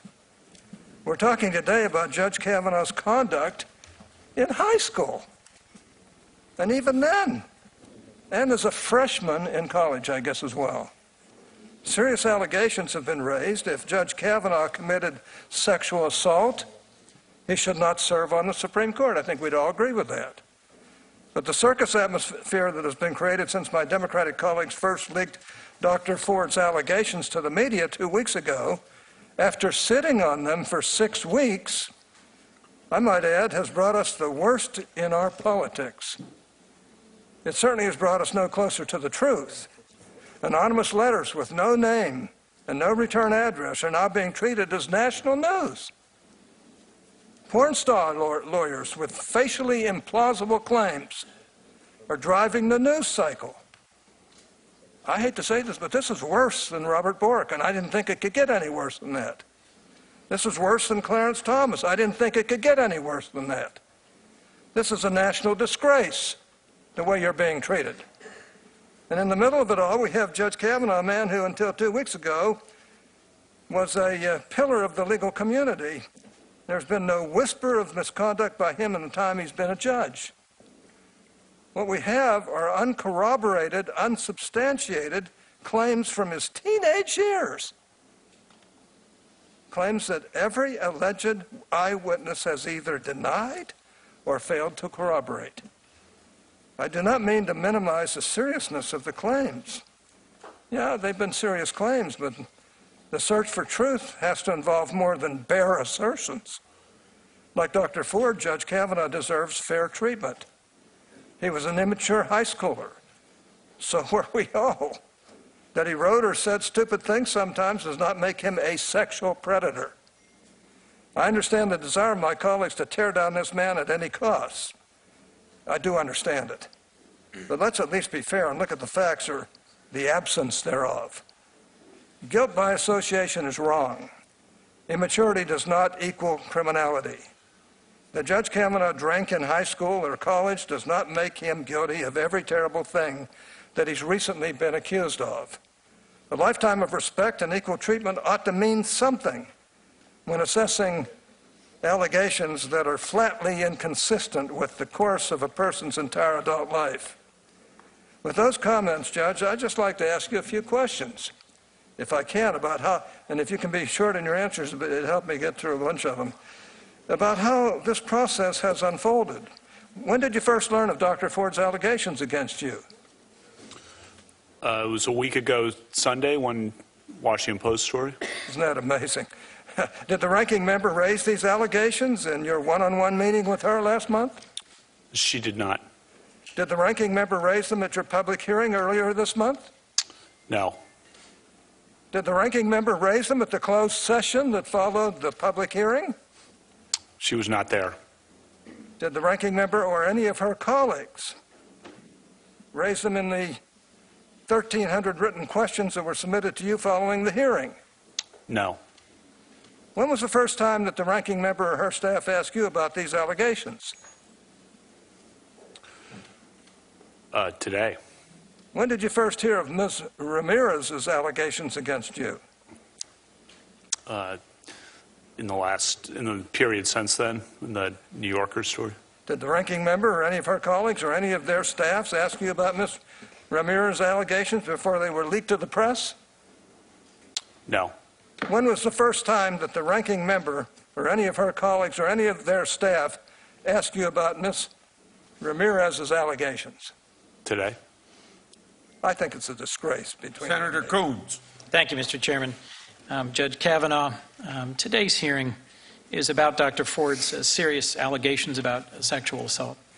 You have unequivocally denied those claims, but we're here today to assess her credibility and yours. And in our previous vigorous exchanges in the previous confirmation hearing rounds, I found that your answers, at times vigorously defended, but at other times struck me as evasive or not credible on key issues. And it's against that backdrop that I'm seeking to assess your credibility today.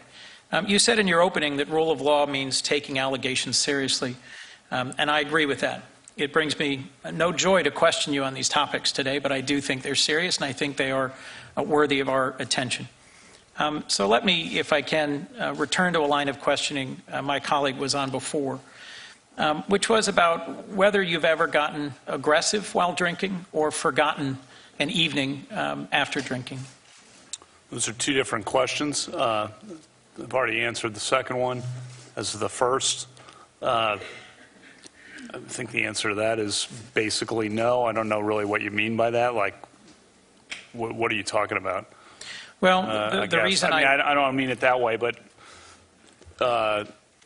no is the basic answer, unless you're talking about something that I'm not aware of that you're going to ask about. The reason I'm asking, we've had a very brief period of time to weigh outside evidence, and I'll join my colleagues in saying I wish we had more evidence in front of us today to weigh. Do you remember Liz Swisher, a college classmate of yours from Yale? First, on your point about the outside evidence, all four witnesses. Well, let me focus. I'm trying to get this question. I know, but you made a point, and I just want to reemphasize. All four witnesses who were allegedly at the event have said it didn't happen, including Dr. Ford's longtime friend, Ms. Kaiser, right. who said if Mark Judge were in front of us today to question, we'd be able to assess his credibility. Let me just get through if I can, Your Honor. Liz Swisher is a college classmate. She's now a medical doctor, and I'm quoting from a recent interview she gave. She said Brett Kavanaugh drank more than a lot of people. He'd end up slurring his words, stumbling. It's not credible for him to say he's had no memory lapses in the nights he drank to excess. I know because I drank with him. How should we assess that? She then goes on, if you kept reading, and says she actually can't point to any specific instance like that. The quote that jumped out at me was, Brett was a sloppy drunk, and I know because I drank with him. There's also, I don't think that, I do not think that's a fair characterization. And Chris Dudley's quoted in that article. And I would refer you to what Chris Dudley said. I spent more time with Chris Dudley in college than just about anyone. And I'd refer you to what he said. In other reporting, as I'm sure you know, a college classmate described you as relatively shy, but said that when you drank, you could be aggressive or even belligerent. And your roommate, as I think you discussed with Senator Klobuchar, said you were frequently drunk. Yeah, and that roommate, that was freshman year roommate. Yes. And there was contention between him and the third person. There were three of us in a small room. And you should look at what I said in the redacted portion of the transcript about him. And you should assess his credibility with that in mind. Put yourself in our shoes for a moment, if you would, Judge, and I know that's asking a lot of you in this setting. But suppose you'd gone through a process to select someone for an incredibly important job in a position. You had a lot of qualified candidates, and as you're finishing the hiring process, you learn of a credible allegation that, if true, would be disqualifying, wouldn't you either take a step back and conduct a thorough investigation or move to a different candidate? And why not agree to a one-week pause to allow the FBI to investigate all these allegations and allow you an opportunity a week from now to have the folks present in front of us for us to assess their credibility and for us to either clear your name or resolve these allegations by moving to a different nominee? All 4 witnesses who are alleged to be at the event said it didn't happen, including Dr. Ford's longtime friend, Ms. Kaiser, who said that she didn't know me and that she does not recall ever being at a party with me, with or without Dr. Ford. What I've struggled with, Judge Kavanaugh, is the absence of a fair, federal law enforcement-driven, nonpartisan process to question the various people who I think are critical to this. My concern, should you move forward, is what it will do to the credibility of the court and how that may well hang over your service. I understand your concern about this. Senator, my I wish reputation you would has join been, us in calling for an FBI investigation for 1 week to clear or confirm some of these allegations. When you say a week delay, do you know how long the last 10 days have been for us? Probably an eternity. But in the Judge Thomas confirmation for us, hearing, every day, it's a 4-day delay. Every day, it's been a lifetime. And you know, yeah, and it's been investigated, and all 4 witnesses say it didn't happen. And they've said it under penalty of felony. And I've produced my calendars, which show, you know, a lot. That's important evidence. And you act like, I mean, the last 10 days, I asked for a hearing the day after the allegation. Before I call on Senator Lee, I want to emphasize something here, that talking about doing something without enough time. We had 45 days between July 30th and September the 13th, I believe it is, when we could have been investigating this.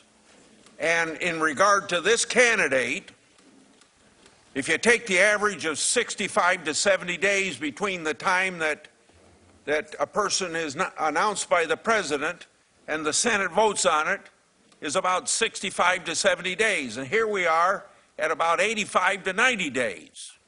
So there's plenty of time put in on this nomination. Senator Lee. Oh, no, wait a minute. I got one other thing I want to do. Everybody else has been putting letters in the record. I have a letter here from 65 women who knew Judge Kavanaugh between the years 79 and 83, the years he attended Georgetown Prep High School. These women wrote to the committee because they know Judge Kavanaugh and they know that the allegations raised by Dr. Ford are completely, totally inconsistent with his character. These 65 women know him through social events and church. Many have remained close friends with him. Here's what they say, partly quoting the letter. Quote, "Through the more than 35 years we've known him, Brett has stood out for his friendship, character, and integrity. He has always treated women with decency and respect. That was true in high school, and it remains true to this day." In closing, they wrote, Judge Kavanaugh, quote, "has always been a good person." So without objection, I put it in the record. Senator Lee. Judge Kavanaugh, you've been cooperative at every stage of this investigation, both your background investigation and the investigation conducted by this committee. Is that correct? That's correct, Senator. It's also correct that you yourself do not control the FBI or when it conducts an investigation. You are a nominee.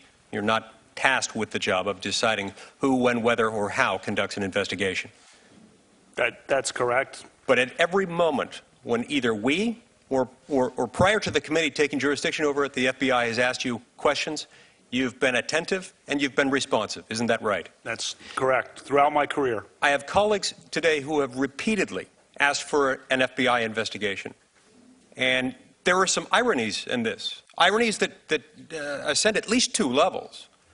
In the first place, at least one of my colleagues, at least one of them, access to this information many, many weeks before anyone else did. And I believe the moral duty and obligation to report those facts to the FBI, at which point they could have and would have been investigated by the FBI. And that could have been handled in such a way that didn't turn this one that has turned family and the life of Dr. Ford and her family upside down. I consider this most unfortunate, given that this was entirely within the control of at least one of my Democratic colleagues to do this. The second level of irony here is that while calling repeatedly for an investigation by the FBI, an investigation over which you have no ability to control, by the way, an investigation you have no authority to call for, while calling for an investigation, we're in the middle of a conversation that involves questions to you. And so I ask my Democratic colleagues, if you have questions for Judge Kavanaugh, ask him. He's right here. If that's really what you want is the truth, ask him questions right now. If you have questions of other witnesses, then for the love of all that is sacred and holy, participate in the committee investigations that have been going on, as you have not been participating, with the committee staff investigating the outside witnesses. If they were interested in the truth, this is what they would do. They would participate in the investigation, and when we have a committee investigation, a committee hearing with live witnesses, they would talk about that rather than something else they wish they were having in front of them. If what they want is a search for the truth, then now is their choice. If, on the other hand, what they want to do is delay this until after the election, which at least one of my colleagues on the Democratic side has acknowledged, then that might be what they would do. Finally, I want to point out that there is significant precedent from our former chairman of this committee, Chairman Joe Biden. During the Clarence Thomas hearings nearly 3 decades ago, Chairman Biden made some interesting observations about FBI reports in this process. Here's what he said, quote, "The next person who refers to an FBI being worth anything obviously doesn't understand anything. The FBI explicitly does not, in this or any other case, reach a conclusion, period." Those are his dual periods, not mine. I continue the quote. "The reason why we cannot rely on the FBI report, you would not like it if we did, because it is inconclusive." Report before you, understand they do not reach conclusions. They do not make, as my friend points out more accurately, they do not make recommendations. In other words, the role of the FBI is to flag issues. Those issues have been flagged. Sadly, in this case, they were flagged not as they should have been, not in the timing in which they should have been. And therefore, they couldn't have been addressed in the manner that would have preserved a lot more dignity for you, for your family, and for Dr. Ford and her family. They were instead held out until the final moment. I consider that most unfortunate. And for that, on behalf of this committee, I extend to you my most profound sympathies, and my most profound sympathies to Dr. Ford and her family as well. Mr. Chairman, since we don't have enough slots for everyone, can I have the last minute of Senator Lee so that Senator Kennedy can be recognized? Judge, we did 38 hours in public with you. Did we have any private hearings with you? Yes. Was that a fun time for you? When senators could ask questions that are awkward or uncomfortable about potential alcoholism, potential gambling addiction, credit card debt, if your buddies floated you money to buy baseball tickets. Did you enjoy that time we spent in here late one night? I'm always happy to cooperate with the committee. That's charitable. Were you ever asked about any sexual allegations when we had that time in here with you alone? No. Did the ranking member already have these allegations for, I guess this would have been September 6 or 7? And the letter was written on July 30th. A recommendation was made by the ranking member or her staff to Dr. Ford. And by the way, I think Dr. Ford is a victim, and I think she's been through hell, and I'm very sympathetic to her. But did the ranking member's staff, did we hear today, make a recommendation to hire a lawyer, and she knew all of that? And yet we had a hearing here with you, and none of these things were asked. But then once the process was closed, once the FBI investigation was closed, once we were done meeting in public and in private, then this was sprung on you. I just want to make sure I have the dates correct, right? Because we got 35 plus days from all the time that this evidence was in the hands. Recommendations were made to an outside lawyer. You could have handled all this. We could have had this conversation in private in a way that didn't not only do crap to his family, but do all... I yield my time. Trying to see if he could do math about 35 days. That was a little bit of a question. Thank you. Thanks, Mr. Chairman. Good afternoon, Judge Kavanaugh. As a federal judge, you're aware of the jury instruction, falsus in unibus, falsus in omnibus, are you not? You're aware of that jury instruction? Yeah, I am. You know what it means? You can translate it for me, Senator. You can do it better than I can. False in one thing, false in everything, meaning in jury instructions that some of us as prosecutors have heard many times, is told a jury that they can disbelieve a witness if they find him to be false in one thing. So the core of why we're here today really is credibility. Let me talk. The core of why we're here is an allegation for which the 4 witnesses present have all said it didn't happen. Let me ask you about Renata Dolphin, who lives in Connecticut. She thought these yearbook statements were, quote, horrible, hurtful, and simply untrue, end quote, because Renata alumni clearly implied some boast of sexual conquest. And that's the reason that you apologized to her, correct?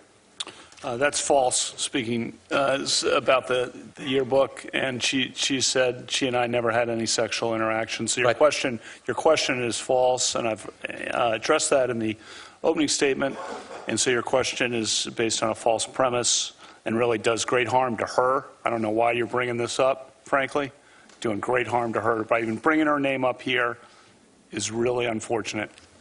Well, calling someone an alumnus in that way, well, implying what you're implying about by a number of your football friends at the time as boasting of sexual conquest. That's the reason that I'm bringing it up. And yeah, no, it's false. You're implying that. Look what you're bringing up right now about her. Look what you're doing. Mr. Chairman, I ask that these interruptions not be subtracted from my time. Yeah, ask your question and then She's a great person. She's always been a great person. We never had any sexual interaction. By bringing this up, you're just dragging her through the mud. It's just unnecessary.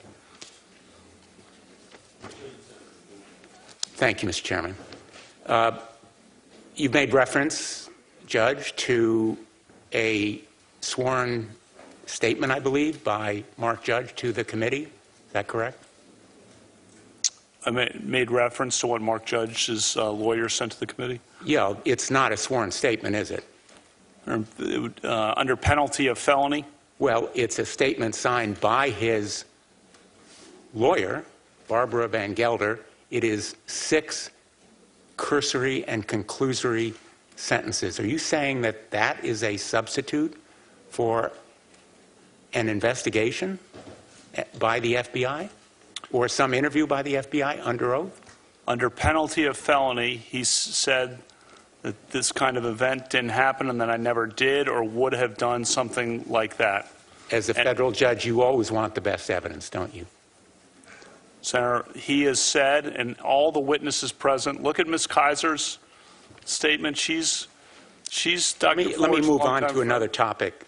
You've testified to this committee this morning, this afternoon, quote, this whole 2-week effort has been a calculated and orchestrated political hit fueled with apparent pent-up anger about President Trump and the 2016 election, fear that has been unfairly stoked about my judicial record, revenge on behalf of the Clintons, and millions of dollars in money from outside left-wing opposition groups.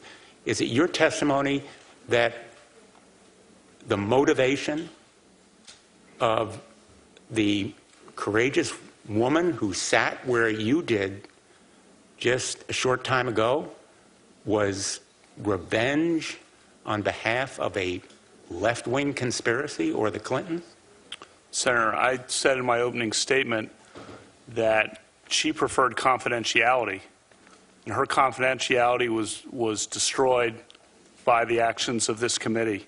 Let me ask you this. In a speech that you gave at Yale, you described, quote, falling out of the bus onto the front steps of the Yale Law School at 4:45 a.m. I wasn't then describing me. I organized, to- Senator, let me finish here, please.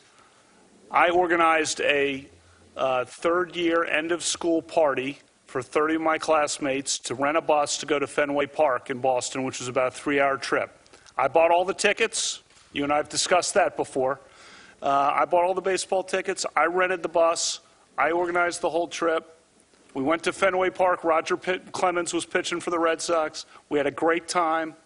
George Brett was playing third base for the Royals. Actually, he was playing left field that night. And we went to the game and got back, and then we went out. It was a great night of friendship. I apologize for interrupting, Judge, but I need to finish the quote before I ask you the question. I wasn't talking about ends, me. Okay, well, the quote ends that you tried to, quote, piece things back together, end quote, to recall what happened that night. Meaning? I know what happened. Well, you... Judge, will you quickly answer your question, and then I'm going to let him answer. I know what happened that I'll night. finish asking my question. Please, go ahead, but do it quickly. Doesn't that imply to you that you had to piece things back together? You had to ask others what happened that night? No. Okay, you take your time now and answer the question. Yeah. Then Senator Craig. Definitely not. I know exactly what happened that night. It was a great night of fun. I was so happy that it was great camaraderie. Everyone looks back fondly on the trip to Fenway Park. And then we went out together, a group of classmates, and I know exactly what happened the whole night, and I'm happy. Judge, do you believe Anita Hill? Senator Crapo. Senator Crapo. Thank you, Mr. Chairman. And Judge Kavanaugh, first, I want to get into this whole question that's been bandied back and forth here almost endlessly today about the FBI investigation process. Because I think I want to follow up a little bit on what Senator Lee and Senator Sass have referenced. There's been a lot of talk here about we need an FBI investigation. In these processes, which you've been through a number of times now, when the FBI does a background check with regard to a nomination, could you quickly describe that for us? What does the FBI do? The FBI gathers statements from people who have information. They don't resolve credibility. They gather the information, and the credibility determination is made by the ultimate fact finder, which in this case is the United States Senate. The committee, of course, here has gathered evidence. And the FBI then gives that report to the White House, if I understand it, and the White House then transfers it to the Senate. Is that the That's my understanding, yes. And as you indicated, it does not do, and it's been said many times here today, the FBI does not make judgments. It gives the Senate committee information. At that point in time, if I understand the process correctly, the Senate, the United States Senate Judiciary Committee, has legal authorities. If it receives information in an FBI report that it wants to further investigate, the Senate has legal authority to conduct further investigation. Is that correct? That's my understanding. And that is what has been referenced here many times about how some of these witnesses that were identified in the very late information that we received have made statements that are under penalty of felony. That's a felony lying to the Senate Judiciary Committee. And as I understand it, what happens is the Senate Judiciary Committee, which has authority under law to conduct those kinds of investigations, follows up on the FBI reports to finish out the investigation that it wants with regard to any information that it receives that needs further investigation. Is that your understanding of the process? That's my understanding, Senator. Now, in this case, there's been a lot of talk here today, and if I have time, I'll get into it. It looks like I'll run out of time. But in this case, there's a lot of concern by many that there was not so much an interest in an FBI investigation as there was in delay. I'm not going to get to that unless I have time. I want to talk about what happened in the Senate committee's investigation. Because as I understand it, and this may be more of a question to the chairman, as soon as we received information, which was about 45 days after others on the committee received it, we conducted an investigation. Is that correct, Mr. Chairman? I'm sorry to turn the question to you, but we began that legal Senate Judiciary Committee investigation. Yes. And that investigation involved our fully, lawfully enabled investigators to conduct an investigation. And if I understand it correctly, The Democratic members of the committee refused to participate in that investigation. Yes. And so we have conducted the investigation. The very kinds of things that my colleagues on the other side are asking that we tell the FBI to do, this committee has the authority to do it, and this committee does it, and this committee has done it. Now, there may be more demands for more interviews and more investigation, but when you, Judge Kavanaugh, have referenced the testimony that has come from those who are identified as being at this event, the testimony that has been received from them, information that has been received pursuant to a Senate committee investigation. And I just think it should be made clear. I think there's been a lot of back and forth here about, oh, we're not getting information, we're not looking at this, you don't want to look into the investigation, you don't want to see what happened.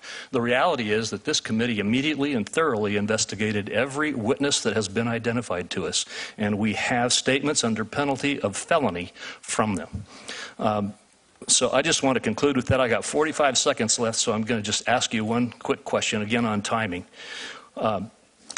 You had a meeting with Senator Feinstein on August 20th? That's my understanding, yeah. Well, I had a meeting, and that's my understanding of the date. Of the date, yes. What was established earlier in testimony here today was that the ranking member's staff helped Dr. Ford to retain the Katz law firm on sometime between July 30th and August 7th.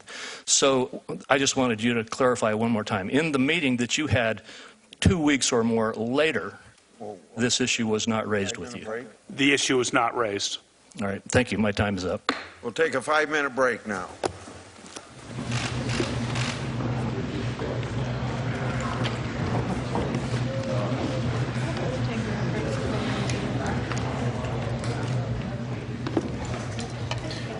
Okay, 5-minute break in the Kavanaugh hearings right now, and we still have ways to go as we are getting closer to the end of this extraordinary day in Washington as the questions continue from both Republican and Democratic senators. Reintroducing the folks we have with us right now. Bianna Golodryga is to my right, as well as CBS This Morning co-host John Dickerson. To my left is Ricky Kleeman, our CBS News legal analyst, and also Jen Crawford, legal analyst, and who's covered the Supreme Court for a long, long time. Jan, what have you seen recently here?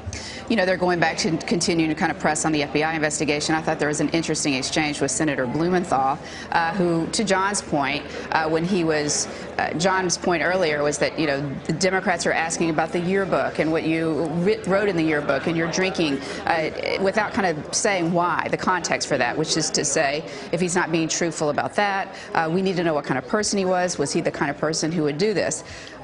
I think it's kind of odd that the person who made course, when you're talking, to hear Senator Blumenthal say, if you were to lie about one thing, that suggests you may lie about a lot of things.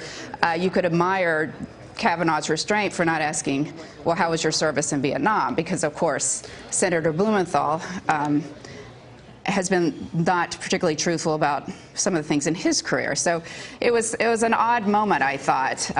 They tried to do kind of what you were saying they needed to do.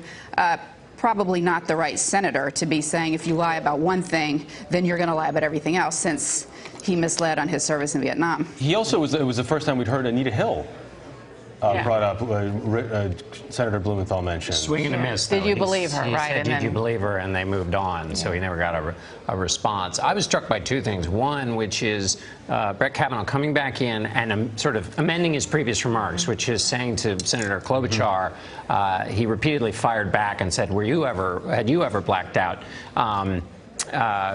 She is the daughter of an alcoholic, as she described, and so he apologized for doing that. The second thing is on this FBI. You know, when it gets into a process fight, you tend to lose people. And so if Republicans in this afternoon can talk about an aggrieved Brett Kavanaugh, who has had his family brought through this awful process, that is a kind of a moral, emotional argument to rally their supporters. The FBI argument is in the weeds a little bit, and just as you're looking at the way this is going to play out in public, which is where this is played, I think that's actually, I think the Republicans are happy to debate the FBI all day long, because at the end of the day, people can't quite follow it. And again, this is not a court of law. At the end of the day, this is a political conversation where people have to defend themselves in the political context. So I think that's how that FBI thing might work out. Ricky, legally speaking, what has surprised you most about today, or from what we've seen recently? I think what surprised me was I expected the Democrats to have had numerous conversations amongst themselves, the senators, and to have had an agreed-upon plan that where one senator could build upon another, And I know it's not a court of law, but the themes still ring true. One of the things that we always would say when trying a case, didn't matter which side, is what is your story? That you have to have a story that has a beginning, a middle, and an end. And what happened here is the Republicans have a story. And it is about the demise of the character, or the attempted demise of the character of Brett Kavanaugh and his family. And at the same time, that they show empathy as a story with a belief that something terrible happened to Dr. Ford, but it just wasn't Brett Kavanaugh. The Democrats, to follow up on John, the Democrats don't have a story here, and I thought they would. What they have is beating this drum of the FBI investigation, and then occasionally going back to the yearbook or to statements from college to try to show that perhaps Brett Kavanaugh is lying. They have a story. They're just not telling it. And the manner of persuasion, whether it's to a jury or the public, is the public wants to run with your story. It doesn't want to be in the weeds. And what both sides have to be cautious about is going back to his childhood or to his teen years in college. You saw Republicans like Senator Hatch say, I can't believe we're relitigating things that happened when you're 16. Not to say that this wasn't a serious allegation, and if true, of course, you know, he should not be confirmed. So they're juggling the accusation and the age of the accused.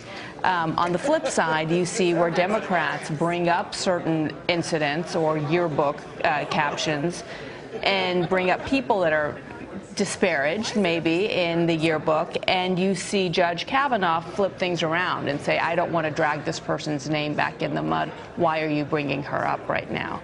You didn't see Senator Blumenthal really come back with a strong response. Very adept. Yeah. It looks like we might be returning to session here, or to a relatively quick break. John, go ahead. Well, I was just going to say on the FBI matter, the Republicans are framing it as delay by the Democrats. The Democrats would argue there are legitimate issues here to figure out whether Dr. Ford was right about this encounter at the Safeway that would put a timeline on what's going on. I mean, there is the political argument Republicans are making. The substantive argument Democrats would respond to say is there are some open questions here beyond merely the testimony that could be wrestled to the ground by a neutral investigative process that would help us determine a couple of these gaps in the story and give us a better fact pattern upon which to base at least our vote or further inquiry. I want to go to Ed O'Keefe. Ed, if I interrupt you mid-sentence, I apologize if we see Brett Kavanaugh sitting back down again to start taking questions. But Ed, can you give me a quick sense? All right, Ed, we will return to that subject, I promise. Brett Kavanaugh sitting back down, the hearing resumes.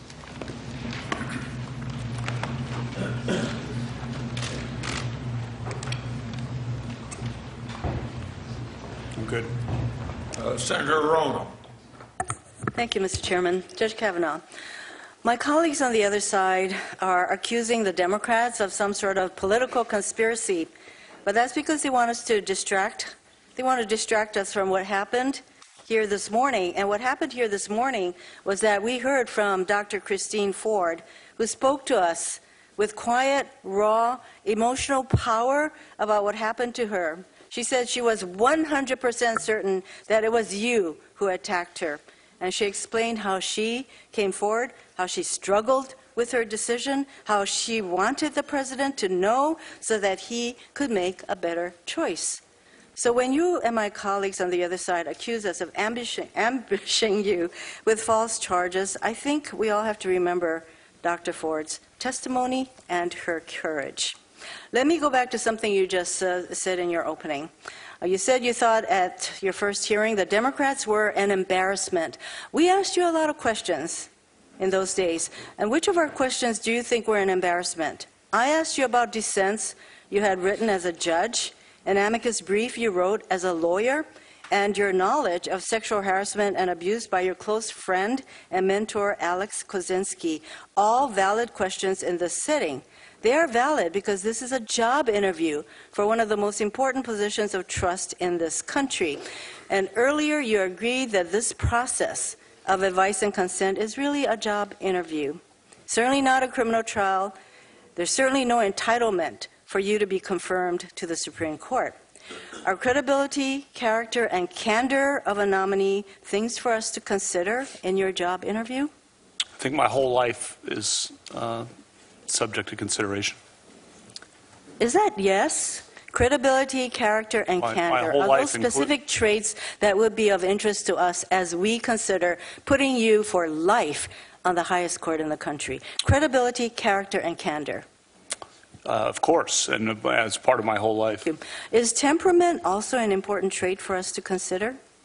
For 12 years, everyone who's appeared before me on the D.C. Circuit has praised my judicial temperament. That's why I have the unanimous, well-qualified rating from the American Bar Association and all the people who've appeared before you. So you would agree that temperament is also an important factor for Yes, and the federal public defender who testified to the committee talked about how I was always open-minded and how I'd ruled in favor of unpopular defendants, how I was fair-minded.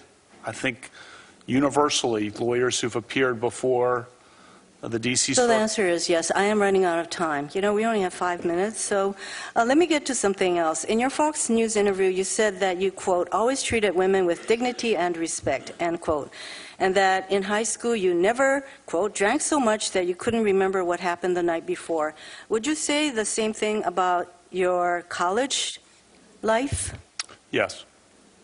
So I'd like to read you statements from people who knew you in college.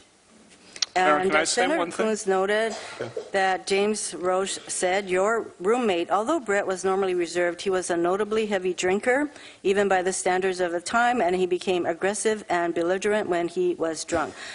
So is your former college roommate lying? I would refer you to what I said in the sealed or redacted portion about his relationship with the other two roommates, and I'm going to leave it at that. I will say, Senator, you're asking about college. I got into Yale Law School. That's the #1 law school in the country. I had no connections there. I got there by busting my tail in college. I feel insulted as a Georgetown graduate. Excuse me? Go on. I'm sorry. It's ranked #1. That doesn't mean it's #1. And, you know, in college, two things.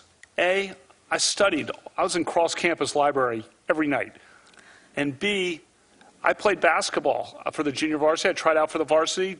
With, the first day I arrived on campus, we had captain's workouts. I played basketball every day, all through. And then as soon as the season was over in late February, captain's workouts started again.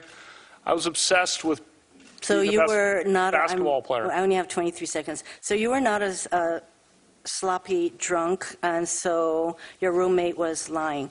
I will refer you again to the redacted portion. I'll say, look at my academic record, and I don't usually like to talk about myself this way, but in response to you know, I worked very hard in college in my studies, and I also played basketball, I did sports, and I also did socialize. Excuse me, I know that the chairman is going to stop me, but I do have some other references from people who knew you who say that you were not the basic choir board. But, hold on. I'm sorry, Mr. Chairman. Tell us.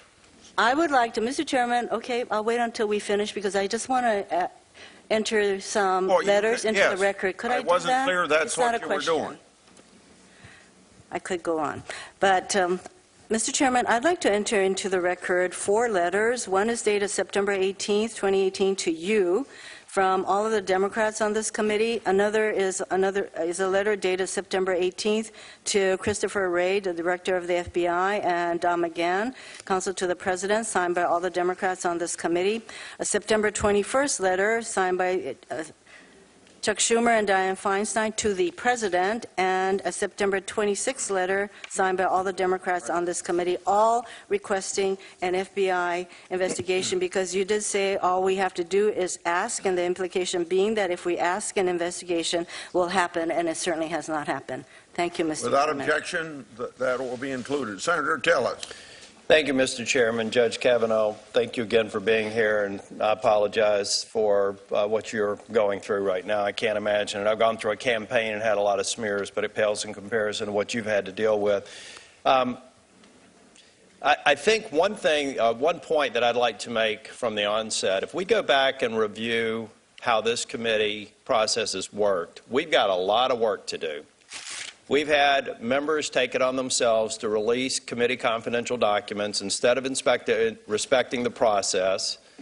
We've had an allegation held for nearly 7 weeks that would have given us plenty of time to investigate. And then when we finally got the information, I invite everybody, particularly the American public, there is an investigation going on. And a lot of it's been documented. There's a chronology on the website that each and every time an allegation was made, the staff followed up on it. And sadly, in several different instances, the Democrats declined to participate.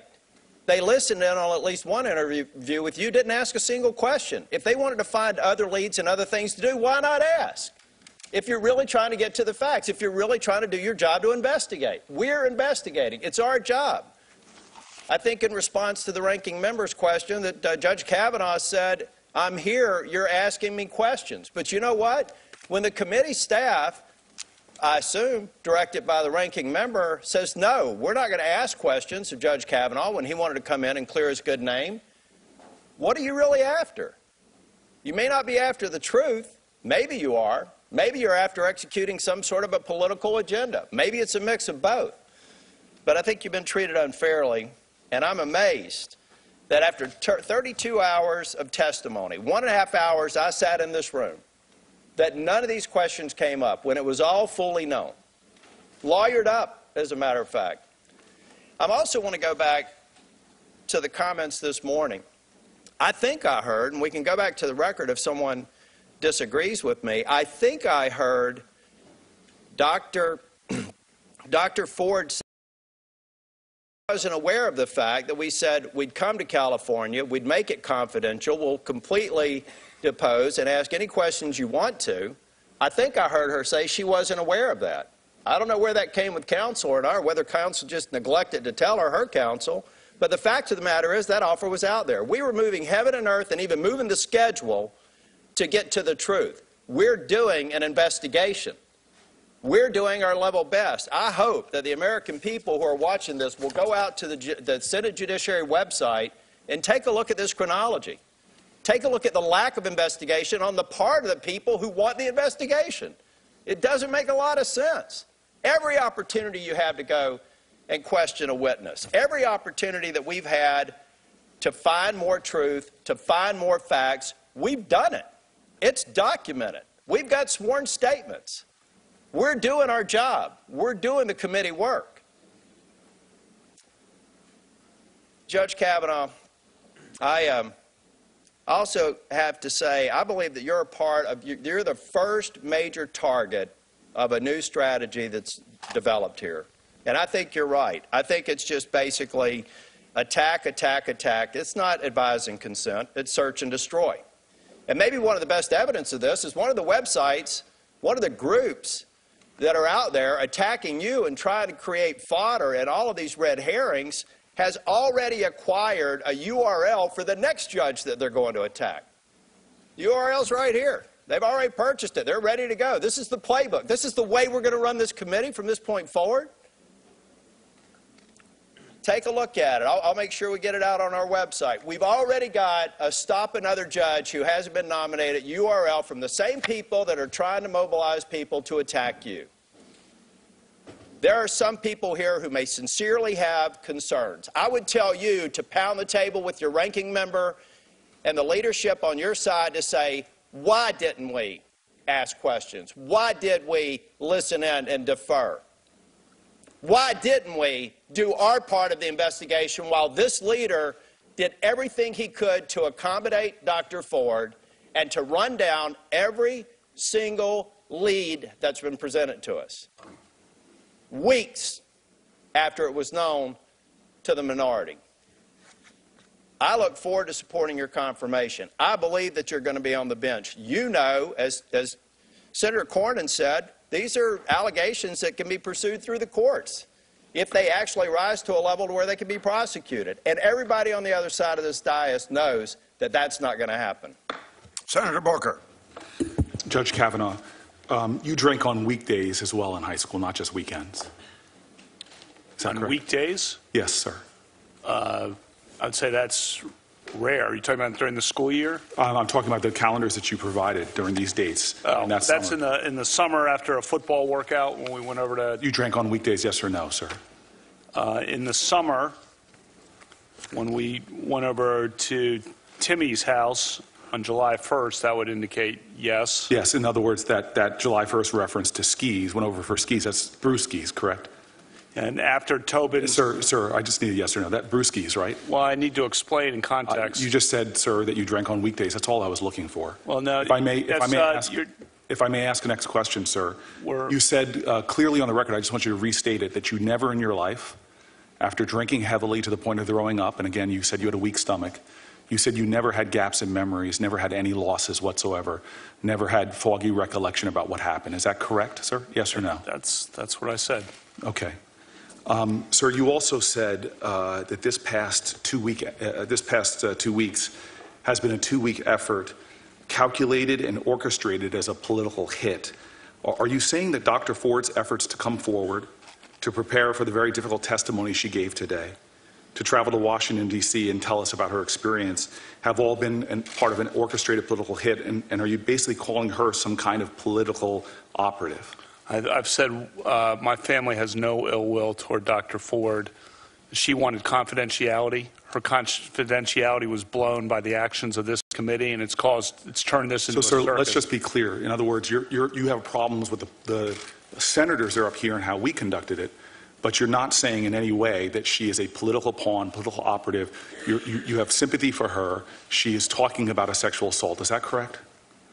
I said all allegations should be taken seriously. Should listen to both sides. My family has no ill will toward her. Thank you, sir. Do you wish that she never came forward? Senator, I did not do this. The witness... That's not my question, sir. Could you try to answer my question, sir? Do you wish she never came forward? The witnesses who were there say it didn't happen. Okay, sir. Do you wish she just remained silent then? The witnesses who were there say it didn't happen. All allegations should be taken seriously. So even if it's in the final days before a vote, if someone has a credible allegation of experience that they held for a long time, that person should be allowed to come forward. And in fact, as she said, it was her civic duty. You're not questioning her sense of civic duty, are you? She did come forward, and then it was... I know you have a lot of political animus. You stated it very clearly towards my colleagues and I on this panel. What I'm trying to get to the bottom of is you do not see her specifically as part of an orchestrated event. She is not a political pawn. I don't know her, but I've also said that we bear no ill will toward her. She wanted confidentiality. This could have been handled. And I understand, but she came forward. She took a great extent. Yeah. Your family has gone through hell. Her family has gone through hell. Right. She sat here. She told her truth. And you made the allegation that she was coordinating it. I do not think she was coordinating with I did not say that. You said I'm sorry. So you said that others were making a coordinated attack. Coordinated by... Forgive me. You were talking about us, not her. So she was not doing this for political efforts in 2012 when she talked to her therapist about this attack. She was not coordinating about this painful experience when she made revelations to her husband. She did not coordinate in 2013, 16, 2017, before you even nominated, when she revealed that it was you with 3 different people that had sexually assaulted her. That wasn't coordination. And Lindsay, All the witnesses who were there say it didn't happen. Ms. Kaiser's her longtime friend, said she never saw me at a party with or without Dr. And Ms. Kaiser has said clearly, and I'll quote what she said she does not remember the night in question. That supports what you said.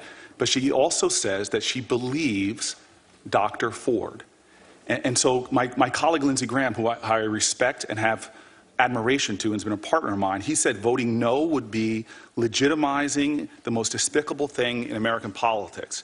Do you think that people who believe Dr. Ford are legitimizing despicable things? Those of us who think she's a credible witness, the allegations against her are credible, do you think that somehow we are engaging in something that's despicable? Senator, I say listen to both sides before you make a bottom line conclusion, and look at the... That is fair. And I have 10 seconds left, sir. You can answer after I finish. You have 10 seconds left.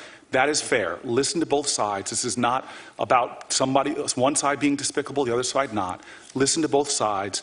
She was a credible... I'm going to finish my question. You can answer. She gave credible, meaningful testimony, a woman who had the courage to come forward and tell her truth, sir. And that's what I'm just asking you to say. She is not a political pawn. She is not orchestrating. She is not part of the Clintons' efforts to get some kind of revenge. She is a woman who came here with corroborating evidence to tell her truth. Is that a question? No, sir. It was a final statement. Senator Cruz. Just on one thing, Mr. Chairman, yes. the evidence is not corroborated at the time. The witnesses who were there say it didn't happen. Okay. Senator Cruz. Thank you, Mr. Chairman. Judge Kavanaugh, you and your family have been treated incredibly poorly by Senate Democrats and by the media.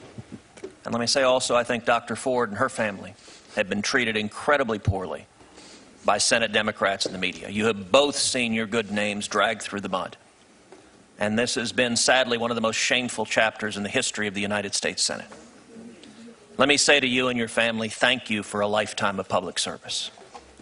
I will say, watching your mother's pained face has been heart-wrenching as she's seen her son's character dragged through the mud after not only your lifetime of public service, but her lifetime of public service as well. And I know as a father, there's been nothing more painful to you than talking to your daughters and explaining these attacks that the media is airing.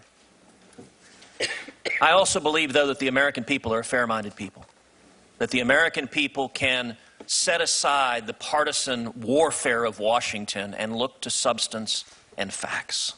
And that is the charge of this committee. Now, there have been 3 different sets of allegations that have dominated the media. I think it's important to note that 2 of those sets of allegations had so little corroboration that even the New York Times, which is no conservative outlet, refused to report on them because they could find no basis for them. And it was striking in this entire hearing that not a single Democrat in this committee asked about 2 sets of those allegations. Ms. Ramirez's allegations and the allegations of the client of Mr. Avenatti. Not a single Democrat. I don't know if they were just too embarrassed. Mr. Avenatti's allegations were so scandalous that the ranking member omitted his client's most scandalous accusations of you as a criminal mastermind, essentially. Omitted those scandalous accusations from her statement. This hearing has focused, rightly so, on the allegations Dr. Ford presented. And let me say, I think the committee did the right thing in giving Dr. Ford a full and fair opportunity to tell her story. That's what we needed to do when these allegations became public. And the committee treated her with respect, as we should. I do not believe Senate Democrats have treated you with respect. What do we know? We know that her testimony and your testimony are in conflict. A fair-minded assessor of facts would then look to what else do we know when you have conflicting testimony? Well, we know that Dr. Ford identified 3 fact witnesses who she said observed what occurred. All 3 of those fact witnesses did a perjury that they do not recall what she is alleging happening. They have not only not not corroborated her charges, they have explicitly refuted her charges. That's significant to a fair-minded fact finder. In addition, you've walked through before this committee your calendars from the time. Now, I will say you were a much more organized teenager than I was, and than many of us were, but it was a compelling recitation of night by night by night where you were in the summer of 1982. That is yet another contemporaneous piece of fact to assess what happened. And we also know that the Democrats on this committee engaged in a profoundly unfair process. The ranking member had these allegations on July 30th. And for 60 days, that was 60 days ago, the ranking member did not refer it to the FBI for an investigation. The ranking member did not refer it to the full committee for an investigation. The ranking member, this committee could have investigated those claims in a confidential way that respected.